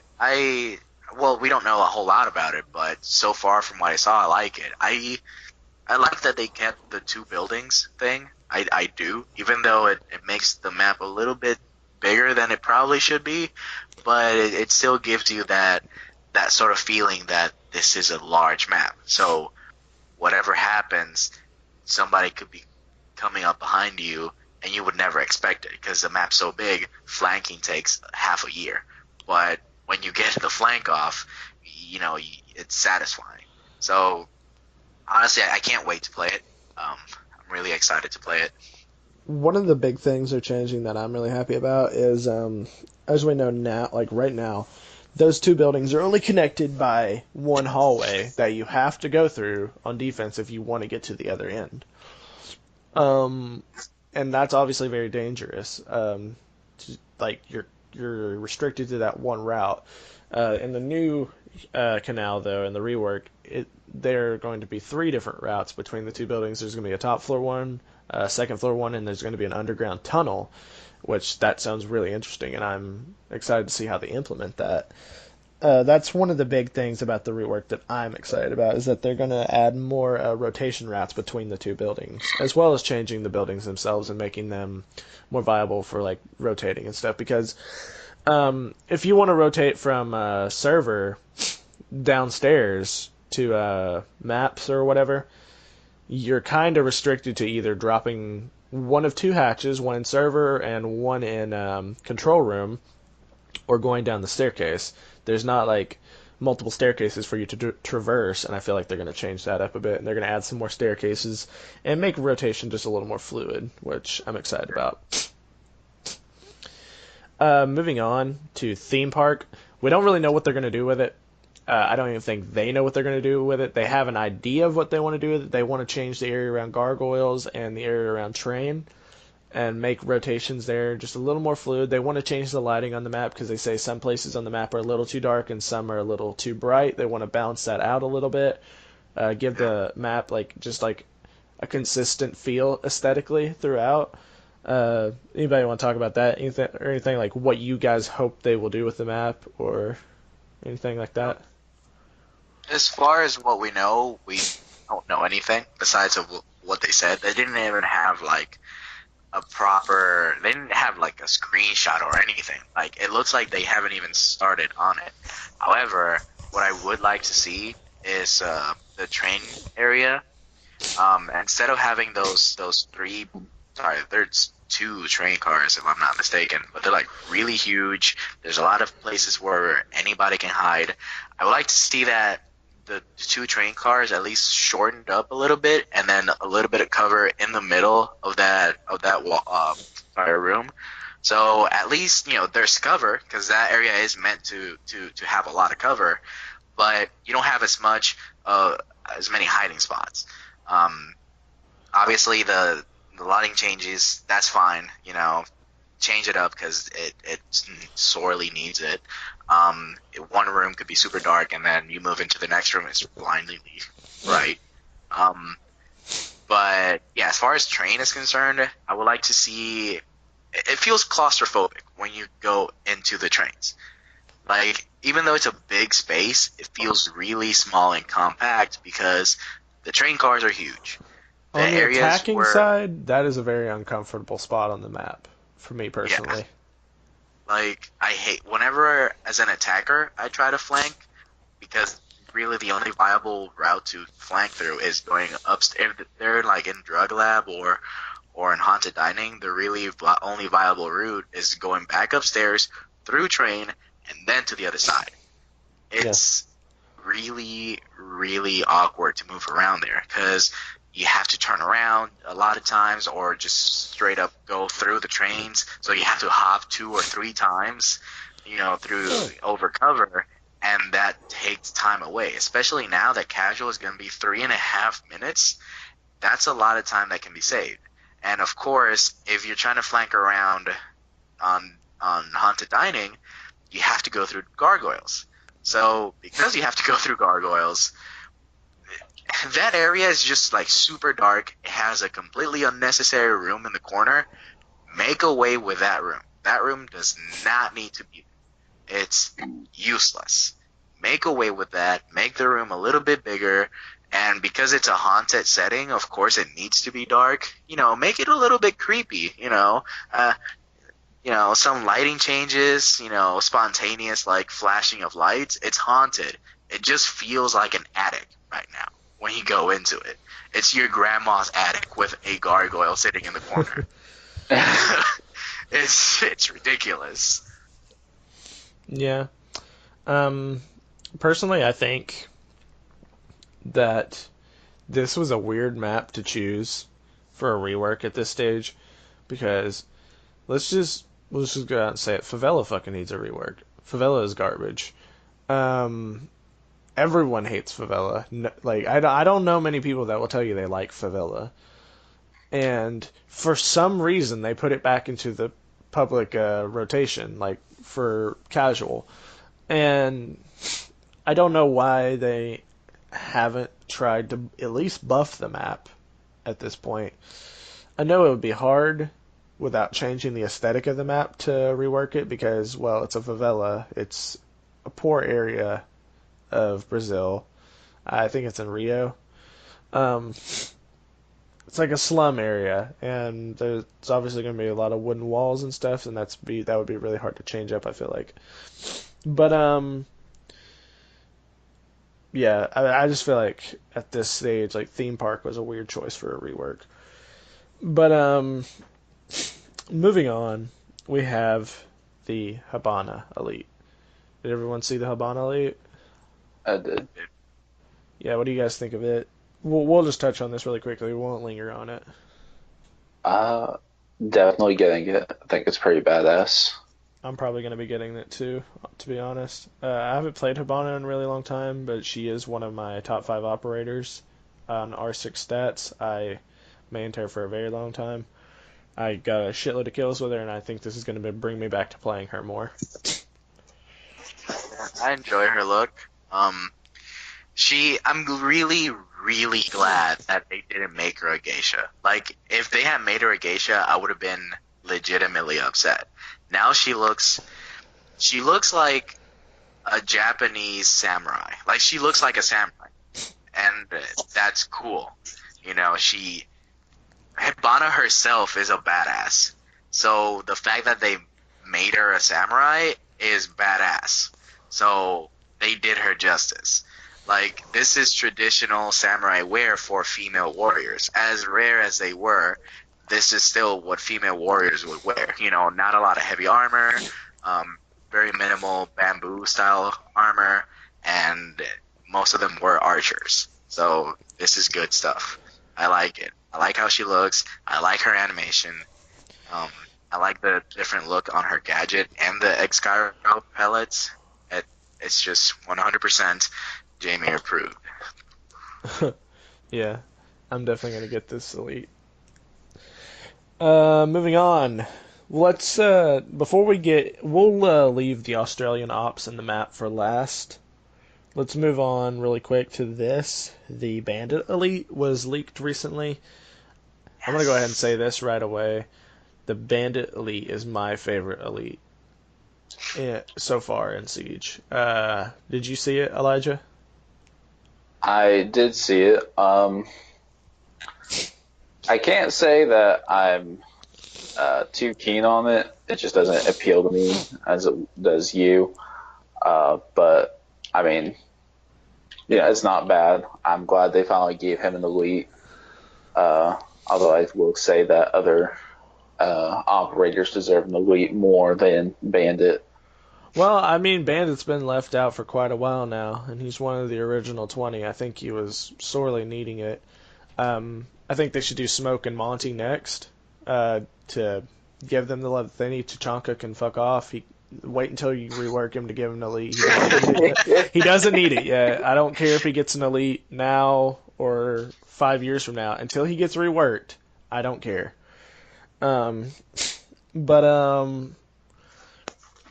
Castle still needs an elite because I think Castle is a viable operator. Despite him not being reworked yet, he's going to be reworked in the future. But I think he still needs an elite. Yeah, I'm really glad Bandit's getting one. I love the animation. It's my favorite animation for any elite I've seen. I think it looks badass. I love the whole lore behind it. If you know Bandit's backstory, he was undercover with the biker gang that hangs out at Clubhouse, that map, in Hanover.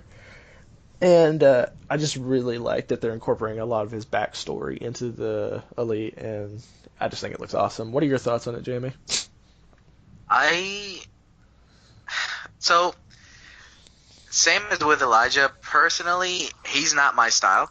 I know you like him because you're like into metal and all that shit. So he has that aesthetic, as many bikers do. Of course, I'm not shitting on that at all, but it's not my style. But I can't say that I don't like it. He looks badass.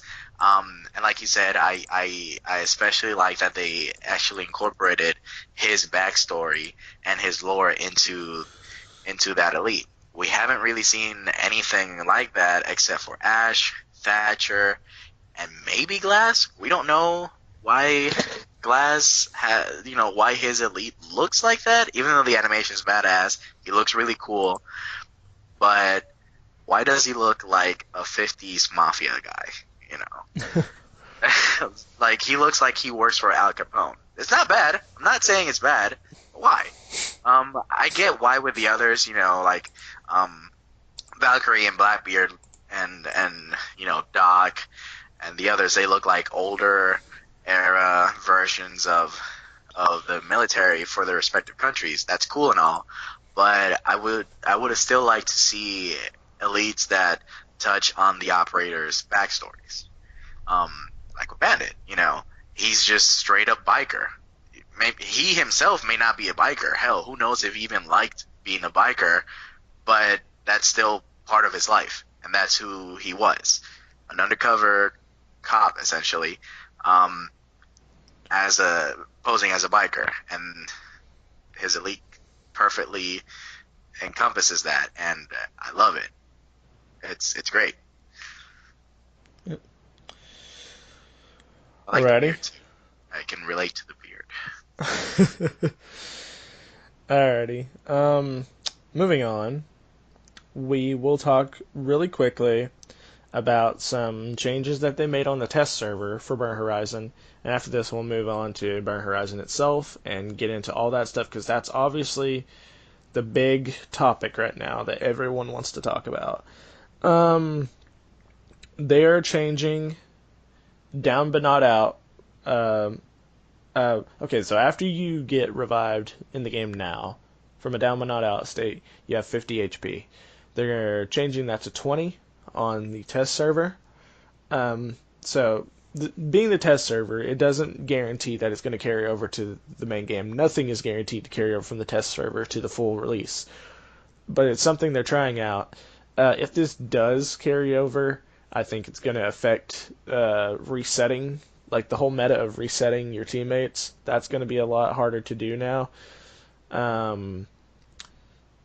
I don't know how I feel about it right now, honestly. Like, I think 50 HP is fair from being revived because if you get away in Rainbow from dying after being downed, you kind of deserve that 50 HP. Like, it's like most of the time you're not going to get away after you get downed. Like, you're dead.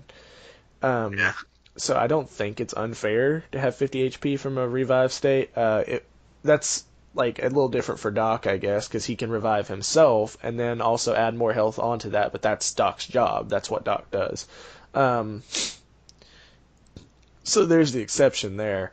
But I don't know how to feel about it, honestly. I think it's a little bit unneeded, and I really don't want it to carry over to the full release. But what do you guys think? I mean, I don't. So here's the flip side though. You say that 50 HP is well deserved because 90% of the time you don't get away when you get down. You immediately get killed. But if you get revived, let's say that you got down because of a gunfight. You're not at 5 health after a gunfight, and you ask your friend to smack you in the face with an EMP grenade to down you and then revive you, or leap from the top of the building to get downed and then revived. Then you have 50 HP. That's a lot. That's like 2 shots from a lot of guns, and that's if you're like a one armor. or a 2 armor, which is I think most of the attackers, if I'm not mistaken. Yep. That's a whole 50 HP. How salty would you be if you just downed somebody, you didn't have an impact, you knew that there was other people around them, so you can't kill them, you have to run away or reload, get back into cover, do whatever. You can't finish them off. They get revived. Then they turn around from losing that gunfight to getting a 3K, and then their team wins the round because they have 50 HP and they got shot once more. I would say You know. that is that should be a matter of, let's say you're on defense in that situation, that's a matter of, okay, you fucked up there. You didn't finish that kill. That's a mistake you made. But I get where you're coming from with that. I can understand why that would be an issue. It is really frustrating when you're not able to finish off a kill, and then that person gets back up and kills you or someone else, or just like that they get up in general. So I think a fair way they could balance that out would be to bring it up to maybe 30 HP, because that's a good middle point between, like, 30 35, somewhere around there. That's a good middle point between 20 and 50. And I just think 20 is too low, honestly. I think that's not enough. I agree, because 20 is basically one shot. Yeah, because, like, if you're Zofia, you can get yourself up at, like, 1 HP, 5 HP, something like that. It's basically useless. How is this any different? Yeah.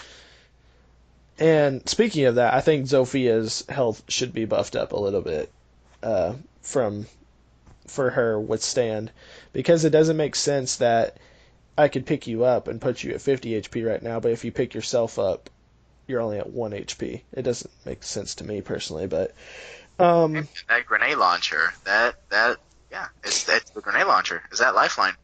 It makes her stand up by herself. It's not her backstory. It's not her lore. Fuck that. It's that grenade launcher. It's not her willpower to keep going and to protect the people she loves. It's that fucking grenade launcher. Hey, man, you don't know that. That's a family heirloom. What are your thoughts on it, Elijah? The whole revive thing. I'm kind of in between with both your statements there, because like I agree with Jamie. It's not fair if they, just they keep getting shot but don't die. But at the same time, like you said, they kind of deserve it. I think a fair standing point there, although it may be an odd number, would be about 38 HP. Just because that gives them enough to get shot twice, but also enough to just kind of live and get around. Yeah. Now, as for Zofia, like you were saying, I definitely think she could use a little more than 5 HP. I would say for Zofia, 20 would be sufficient for her picking herself up with her gadget. Yeah. Or, actually, no. What does Doc do when he revives himself? I think he goes to... Doesn't he, like, buy He gets himself over half HP. 75, I think. Yeah, but with Doc it makes sense. He has a stim pack. That's kind of Doc's thing. Yeah, so, like with him, it makes sense. He's meant to heal. So 75. Plus that self-revive animation takes a little while. So. Yeah, so, I mean, with that, I would say she would deserve a little more than 20. I would be willing to say about, just for balancing purposes, about 45. Yeah. Wow. I would honestly put it around 50, to be perfectly honest, just because, like, it's really hard to get up as Zofia. It's harder to get yourself up as Zofia than it is as Doc, I feel like. Like, how often do you actually withstand with Zofia and get up? And then when you do get up, how often are you able to actually do anything? Yeah. Not often. Every time I try to withstand with her, I always get shot immediately after. Yeah. But yeah, they're changing that. That's been changed on the test servers. Hopefully, they'll make some tweaks to that for the full release because I don't really agree with where it's at right now. Another thing they've changed on the test servers, they've changed it to where you have to be from. They've changed it from level 20 to level 30 for you to be able to enter the ranked playlist. Makes sense, I guess. I don't think level 20 is enough knowledge of the game for you to go into ranked, in my personal opinion. Level 3 is Especially, not. and level 30 is not enough either. You're right, but I think it's better than level 20.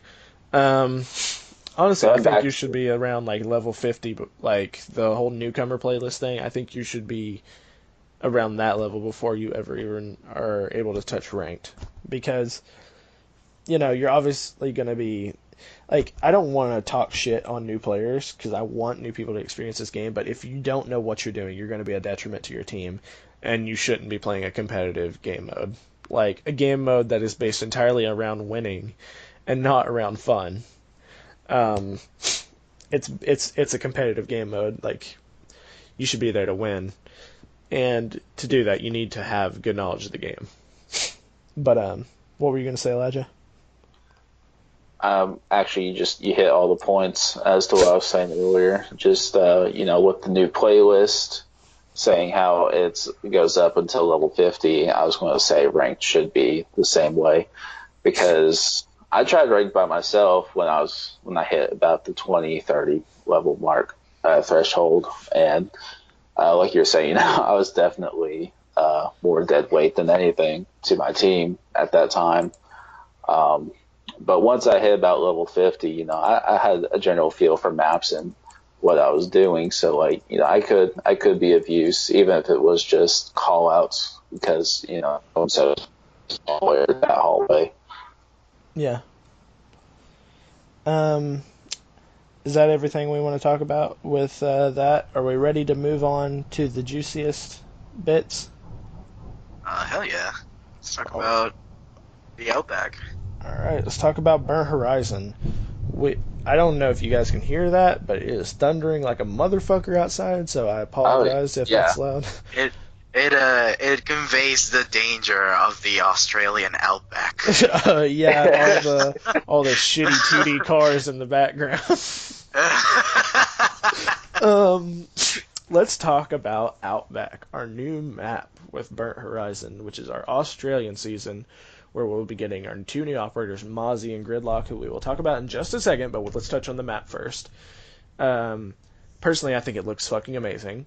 I thought it was. I like that they're giving it a really cool backstory, like that ties into the new operators as well. There was this car chase out in the desert. These terrorists hijacked this truck full of hazardous material, and now they've crashed into the service station, and they've holed up in the service station, and Team Rainbow's called in. They're going to go in and take care of it, and they're going to save the day. I think that's really cool. Mozzie Gridlock. Yeah, because as we saw in their trailer, they were in pursuit of the convoy, like that, on the way to the service station.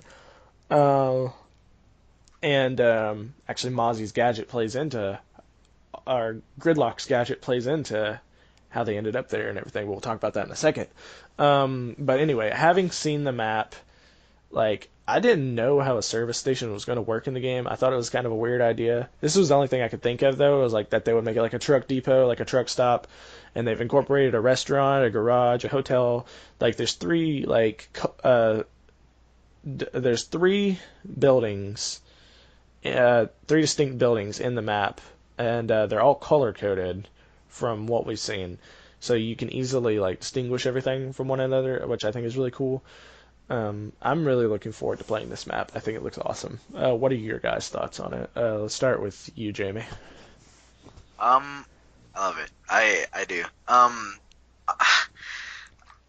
This is gonna sound weird. I know that in the description of the map they said that it has like a clubhouse slash, what was it? It was another map like clubhouse Oregon. slash cafe or something like that. It was Oregon, I But think.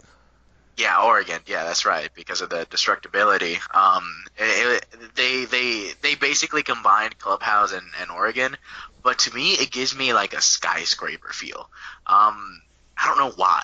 Like it's certain areas of the map, specifically the part with the shark that apparently everybody loves. I mean, I like it too. I can't really shit on them for that, but it gives me like a sort of skyscraper feel because even on the inside you have open areas that people from the second story can look down on.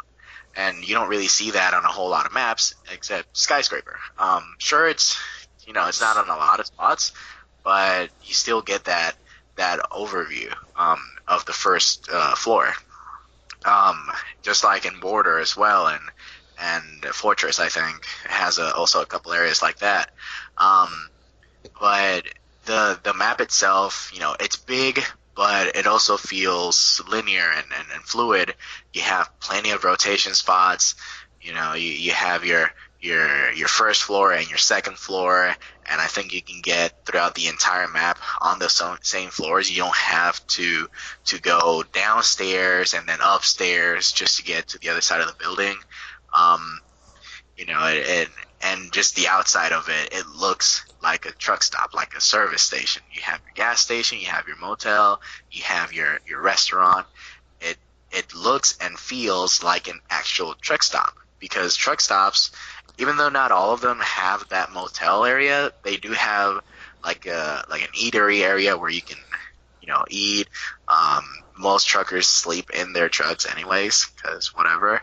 But they have all these amenities. I don't know if they're basically basing this off Australian truck stops, and all Australian truck stops are like that, where they have a motel and a cafeteria and obviously the gas station. Well, I would imagine in this situation they would try to make them as comfortable as possible, because like this is the only thing for like the next like 100 miles or some shit. Like it's out in the middle of nowhere in the desert. So exactly, and the only experience with that kind of thing that I have is obviously with the American version, which is all about quick stop and then keep going, because the U.S. is about speed over quality and all that shit. But obviously off topic. I love it. I like how it looks on the outside as well as the inside. I really appreciate that what they said. 90% of the surfaces on the map are destructible. So, like they said, with Oregon, this is where that Oregon part comes in. A lot of the surfaces are destructible. And they said that specifically 90% of the floors on the map are destructible. So you're going to have a lot of vertical play. I really hope that doesn't carry over to the walls, because I don't want Favela to. Well, here's the thing. Here's what they said. On one of the objectives, I forget which one it was. I think it was the first one that they talked about, and I think that was in the gas station area. How they do things is that they make all of the walls soft, and then they do a play test. And if there's too much wall play going on, then they make one or two walls unbreachable.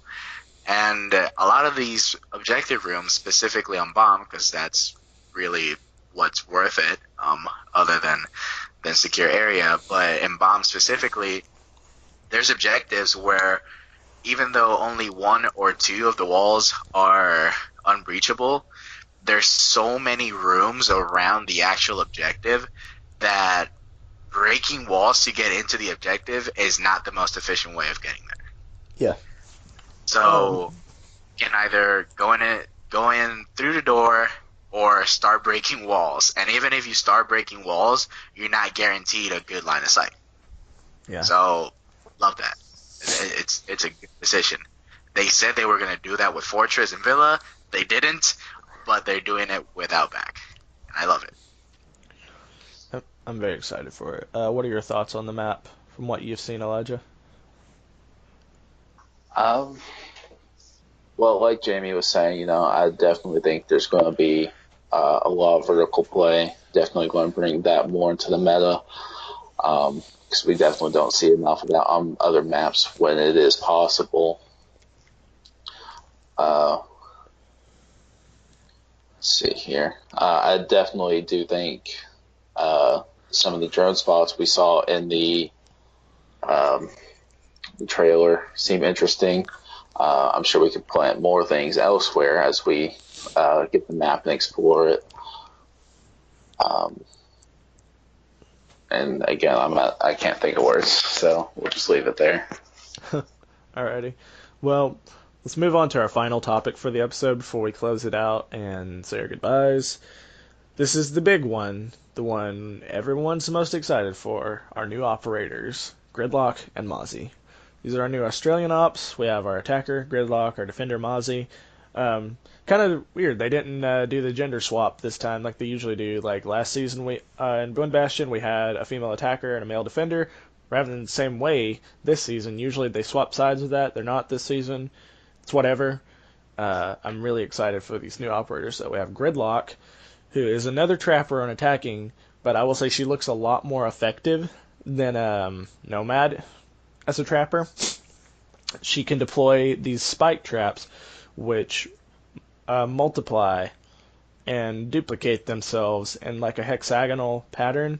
And I was watching a video of a guy demonstrating how this worked, and I think she can put up to 19 of these little spike plate things out from one trap alone. I'm pretty sure she gets 3 of these. So that's like 3 hallways there that you could completely block off to somebody who doesn't have impacts or doesn't want to take the time to shoot out all of these. She supports. She has an F90 AR, which is basically an AUG variant. We already have an AUG with IQ and Kaid. This is another variant of that gun. She has the M249 SAW, which is the same LMG Cavital has, but there's a little bit of a difference here. She has a specialized ACOG, as well as it being clip-fed instead of belt-fed. So there's a little bit of change there. She has a breach charge and smoke grenades. She has a secondary shotgun, very similar to Mira's shotgun, except it A super shorty! Yeah, exactly.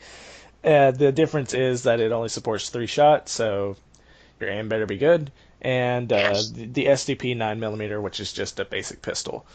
She is a 1 armor, or a 3 armor, 1 speed. The first DLC attacker we've had to be a 3 armor, which is pretty cool. What is everyone's thoughts on Gridlock before we move on to Mozzie? We'll start with you this time, Elijah. I think Gridlock is definitely different and more unique than some of the operators we've seen so far. Although I will say I don't know how I feel about her in general. Like her whole character, like her gadget is what excites me, but her whole character in general that just kind of steers me away from wanting to touch her. She looks like a lunch lady. I could have said that better, actually. But no. Yeah, she looks like one of the lunch ladies that actually served lunch at the elementary school we went to. That's so mean.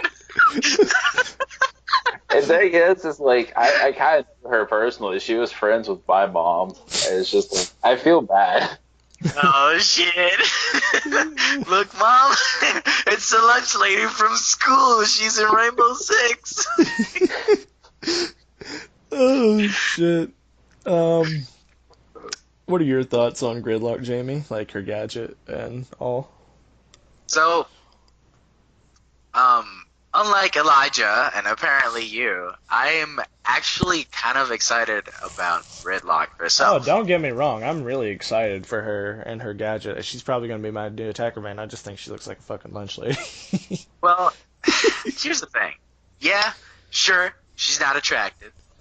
But Never said that, but I mean, you know what? I don't know this lunch lady, so whatever. I don't know what kind of sex appeal she has. Maybe she's, really hot. I don't know. But she looks like an interesting character. Like Elijah said, she's definitely unique and interesting as a character. I feel like if Rainbow Six was gonna have a strong female character, her and Mira are it.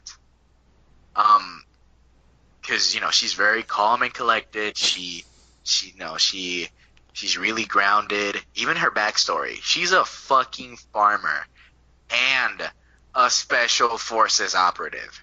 And she can build Who the hell Roblox. can say that? And, oh, that's right. And she has a robotics degree. Who can say that? Male or female? They're a farmer, special operations operative. Sorry, special forces operative, and has a fucking robotics degree and uses it Yeah. well. Like they use it well. It's useful. Like, she's amazing. If any woman were to look up to any of the female operators in this game, her and Mira are it. No questions asked. And her specifically, talking about her guns and the gadget, I think that her saw is going to be the powerful weapon here. Not because it's a fucking saw, but the AUG, none of them, guides or IQs, have been particularly good. They're good weapons, but they're not the preferable weapon like in the loadout Exactly. of the operators they're Exactly. associated with. Because the AUG itself is not a particularly outstanding weapon in real life. Like, it's just not. It's not that it's bad, it's just not particularly good in itself. The saw, though, is amazing, both as an LMG and as a belt-fed LMG, as a drum-fed LMG, and as a magazine-fed LMG. I think it's great. that's the big thing that's like makes me say, yeah, I'm gonna use this over the AUG, is because, like you said, the AUGs are not particularly amazing weapons, but the LMG, you have the added advantage of damage, you have more ammo, and it's got a faster reload time. It doesn't have this fast of a fire rate, of course, but I'll take the damage Right. over the fire rate any day. That's just me, Right. personally. And on top of that, okay, let's just get it out of the way. With Gridlock, it's going to be LMG Super Shorty.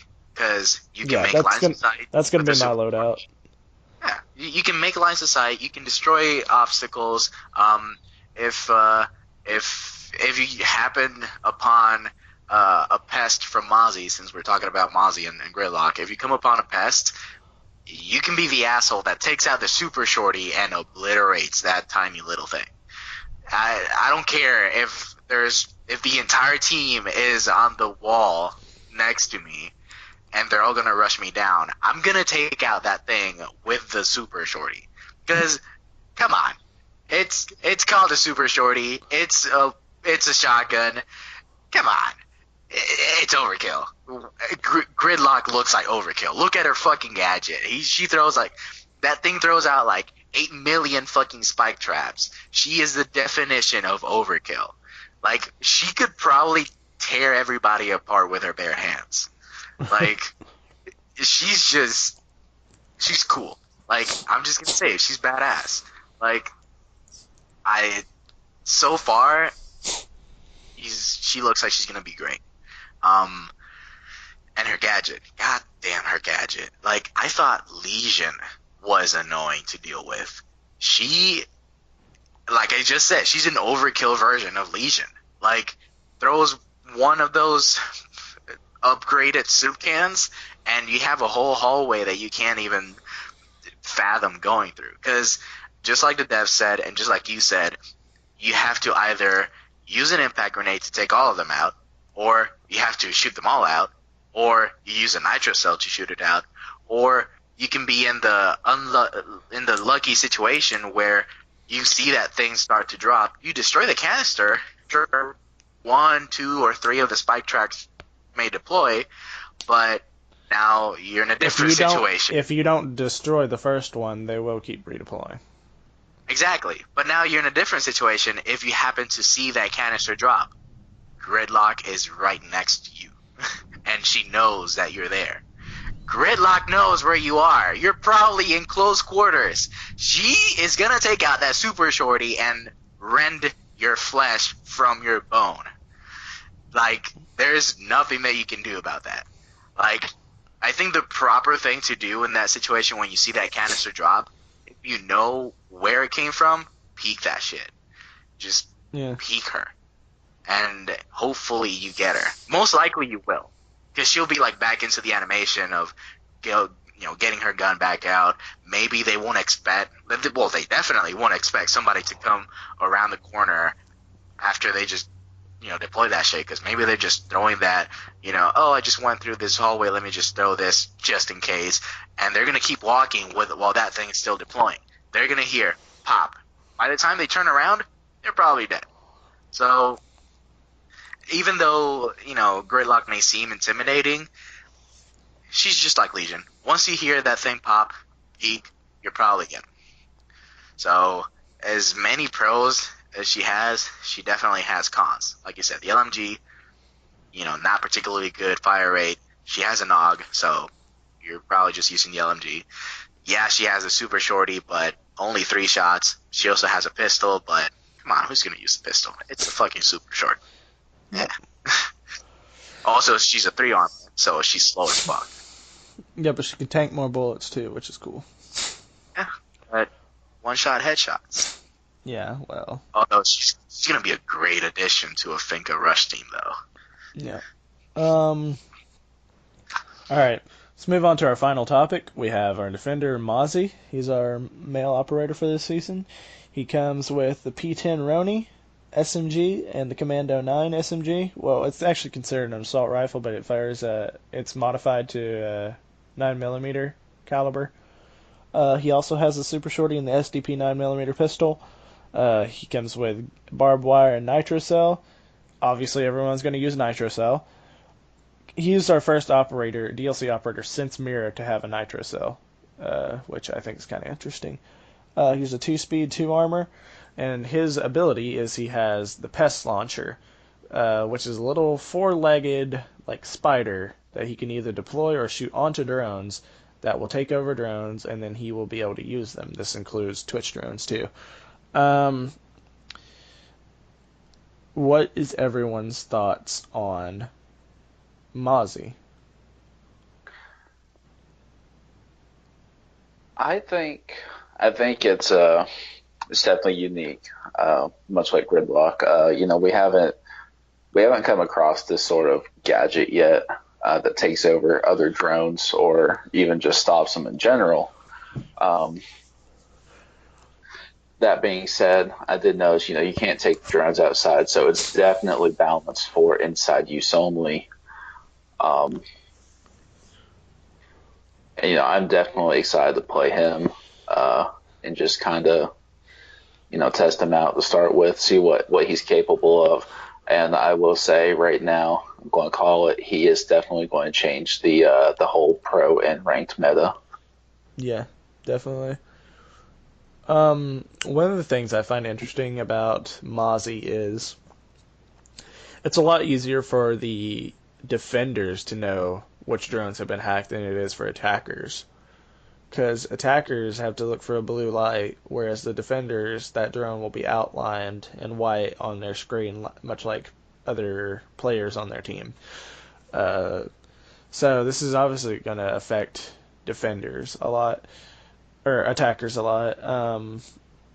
Like trying to find those rogue drones, and I feel like a lot of Twitches are going to get team killed because of it, honestly.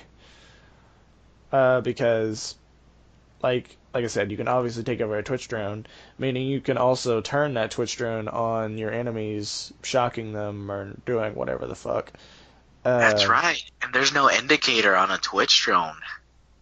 Yeah, So people won't know whether it's Mozzie or not. So, yeah, that's gonna... A couple of Twitch mains might get team killed over Mozzie. I feel like there's gonna be some changes made to prevent that. Like, maybe they're gonna put a light on the Twitch drone or something. Yeah. Particularly when it's hacked or something. Plus, just as not to affect Twitch. Thing. Yeah. There's a whole team kill and that. I'm sure something will be done about that. He has 3 of these pest launchers. I think that's going to be nerfed down to 2 because I think being able to hack 3 drones is a little bit too powerful, especially for high-level play and Pro League play. He can only use 2 at a time anyways, so I don't know. Like, I don't know why he has 3. I mean, I'm That's sure he weird. can. I think he, in particular, can have control over up to 3 drones. Um, and then Gridlock, I'm sure she'll get nerfed to 2 as well because I feel like 3 is a little. Well, maybe not. I don't know. I feel like they'll either nerf how many she has or how many one trap can deploy, like the Yeah. area it can cover. But not to speak about Gridlock. Mozzie, I think he's going to be a cool operator. I'm going to probably run the Commando 9 with the Super Shorty yet again, and with a Nitro Cell on top of that. Um, what are your thoughts on him, Jamie?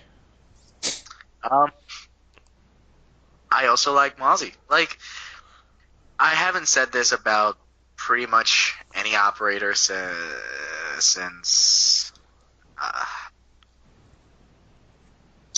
Maestro and Alibi, actually.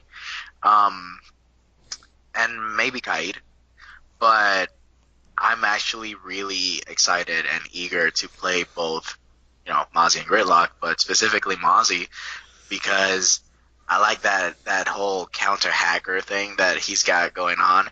Um, his personality is also just hilarious. Yeah, he's complete contrast to Gridlock. He's like all over the place and really excited all the time. He's that annoying guy that you just kind of want to punch in the fucking throat to make him shut up for 3 seconds. He's an But adrenaline junkie. you also trust, yeah, but you also trust him with your life because he's good for it. Um, and he just seems really cool, personality wise. But as far as his weapons go, um, I might run that Ronnie Super Shorty as well. And of course Nitrocell, because I don't even remember what the hell the other secondary is. I think it's like barbed wire or some bullshit. Yeah, barbed wire. Yeah, it's ridiculous. It's dumb. It's basically Bandit, but better. Yeah. Well, maybe not better, but you get it. He's a 3-speed, so No, he's a that's 2-speed. yet another. Oh, that's right. No, you're right. Ooh, that's right. I forgot about that. I see. That's why I was gonna say that's weird that they would make him a 3-speed because that gadget and a 3-speed and nitro cells. Ooh boy. But no, 2-speed actually makes sense. That's actually very well balanced. I agree that probably his pests are gonna get nerfed down to 2 because 3 I think is a bit much for his gadget. It's kind of Like, become a trend that ever since Clash and Maverick, people are getting nerfed before they even leave the test servers. So I feel like well, that's yeah, going to 'cause happen again. they're figuring out in the test server that these new operators, compared to the older ones, they're really fucking powerful. Maybe not so much with Kaid. I think they should bring him back to 3 Artilla Gloss. Because 2 is just not enough. I still hold that I think they did that to keep him more in line with Bandit, to where he can only get 4 walls in total. That way, people wouldn't stop picking Bandit. Yeah, I mean, I agree, but eh. But anyways, with Mozzie, I agree, and honestly, I would prefer that they brought him down to 2 pests rather than 3. And honestly, other than that, I can't wait to play Mozzie either. I might actually main Mozzie in defense for a while. It's been a while since I specifically main somebody because I've been kind of rotating between like Legion and Rook and Vigil on defense. I want somebody that I'll play consistently, and I think Mozzie might be it.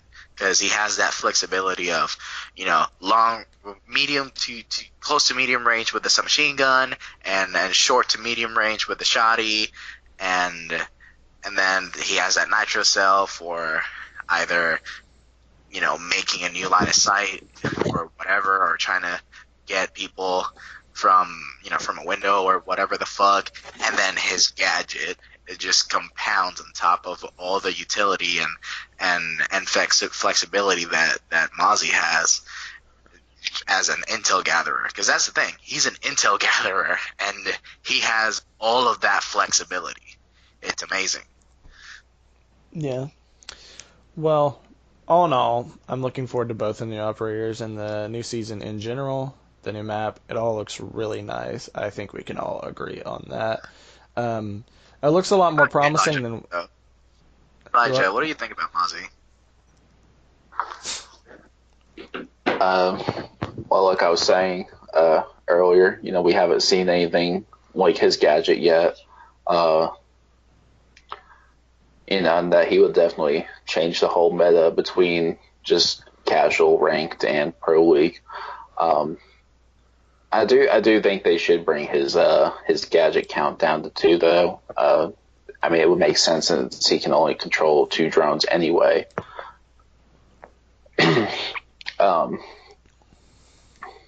Now, did they ever say anything like can his gadget be used as a kind of like a camera too, or is it just for the drones?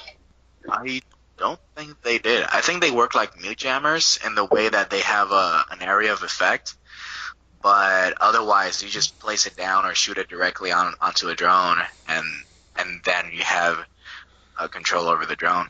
But yeah. I don't think you can use them as a camera. No, you can't. That'd be really cool, though. A bit powerful, but really cool. I think it'd be a little too powerful, honestly, because it would be like a less detectable Valkyrie cam. Yeah. But yeah, I think it's safe to say we're all really looking forward to Burn Horizon. It looks a lot more promising than Wind Bastion to me, which was kind of a letdown for me personally. But yeah. Is that everything we want to say about it?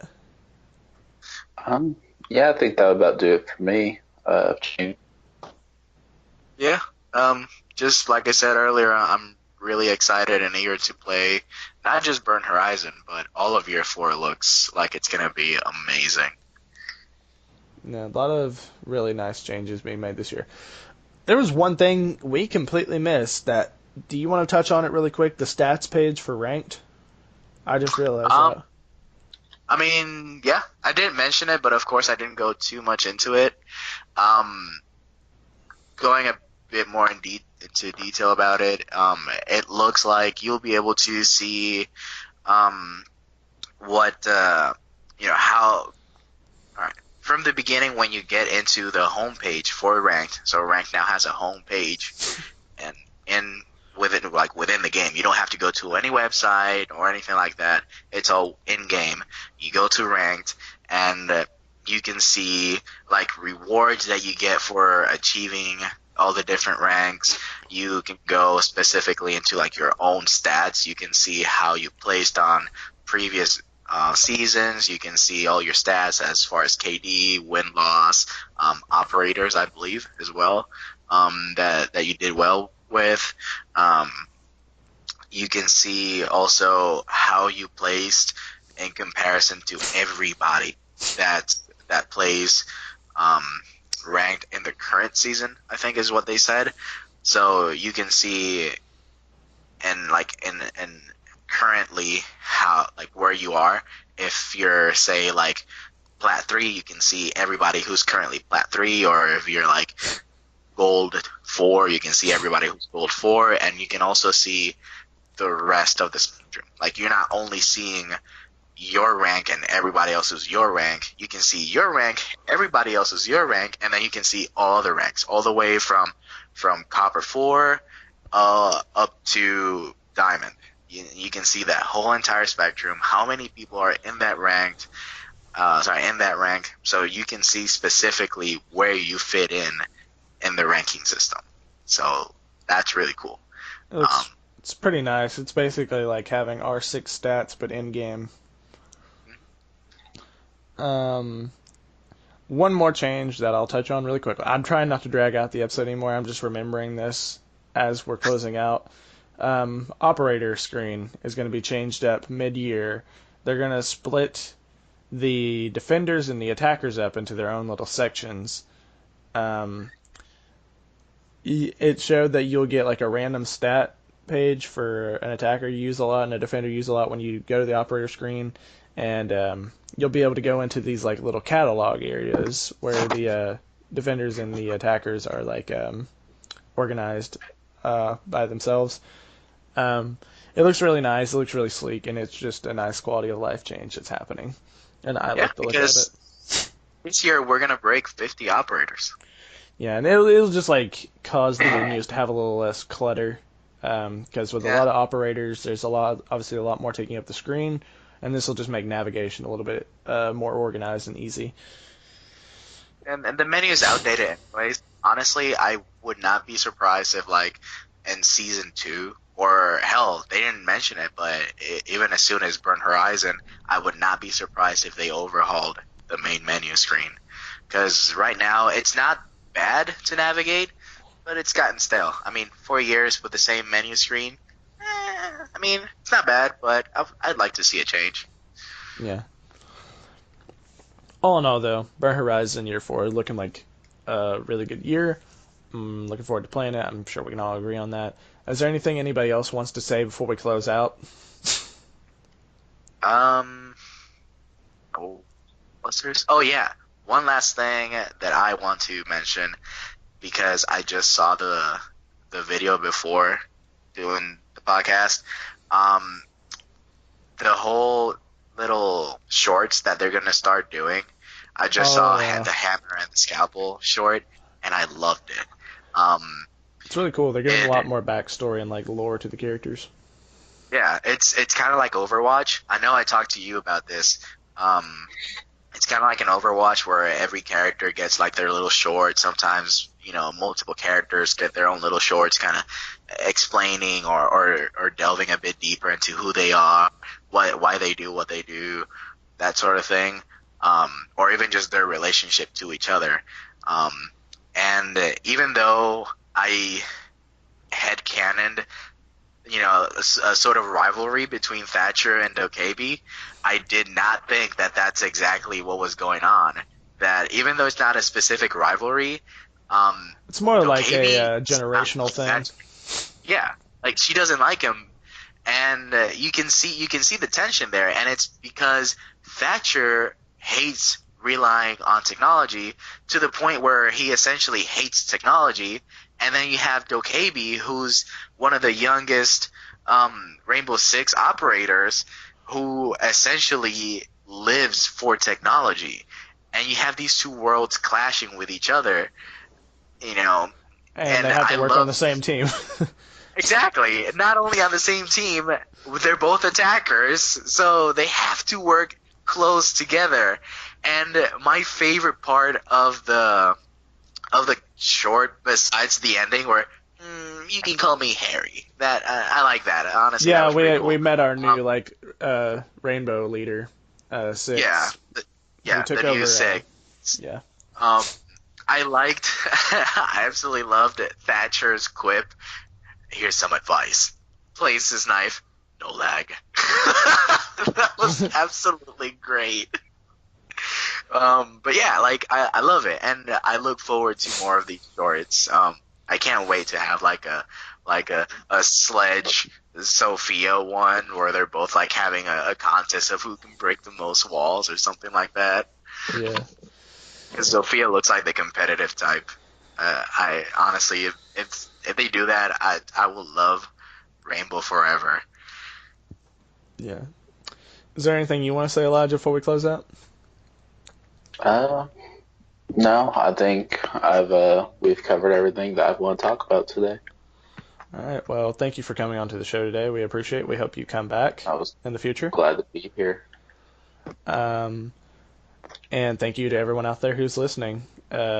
If you made it through however the fuck long this is, then you are a trooper, because we sat here and talked for quite a long time, but we had a lot to talk about. We'll try to make it a little more condensed in the future. Our plan in the future is to do one news episode per month. Those will be the long, drawn out, crazy episodes where we get really in depth and talk about shit. And then we'll have throughout the month more like casual, like generalized topic discussion episodes, do top fives, all of that stuff, talk about specific operators, all that fun stuff. And we might do like little special episodes every now and then where we talk about other games outside of Siege because we are gamers. We like a lot of games besides Siege, and there's other stuff we'd like to talk about. But thank you anybody who listened. Again, thank you Elijah for coming on. We'd love to have you back sometime in the future. And yeah, we will talk to you guys on the next episode. I'm Aaron. Jamie. And yeah. alrighty. Thank you for listening, Sure. everyone. We'll see you on the next episode. Bye. Bye.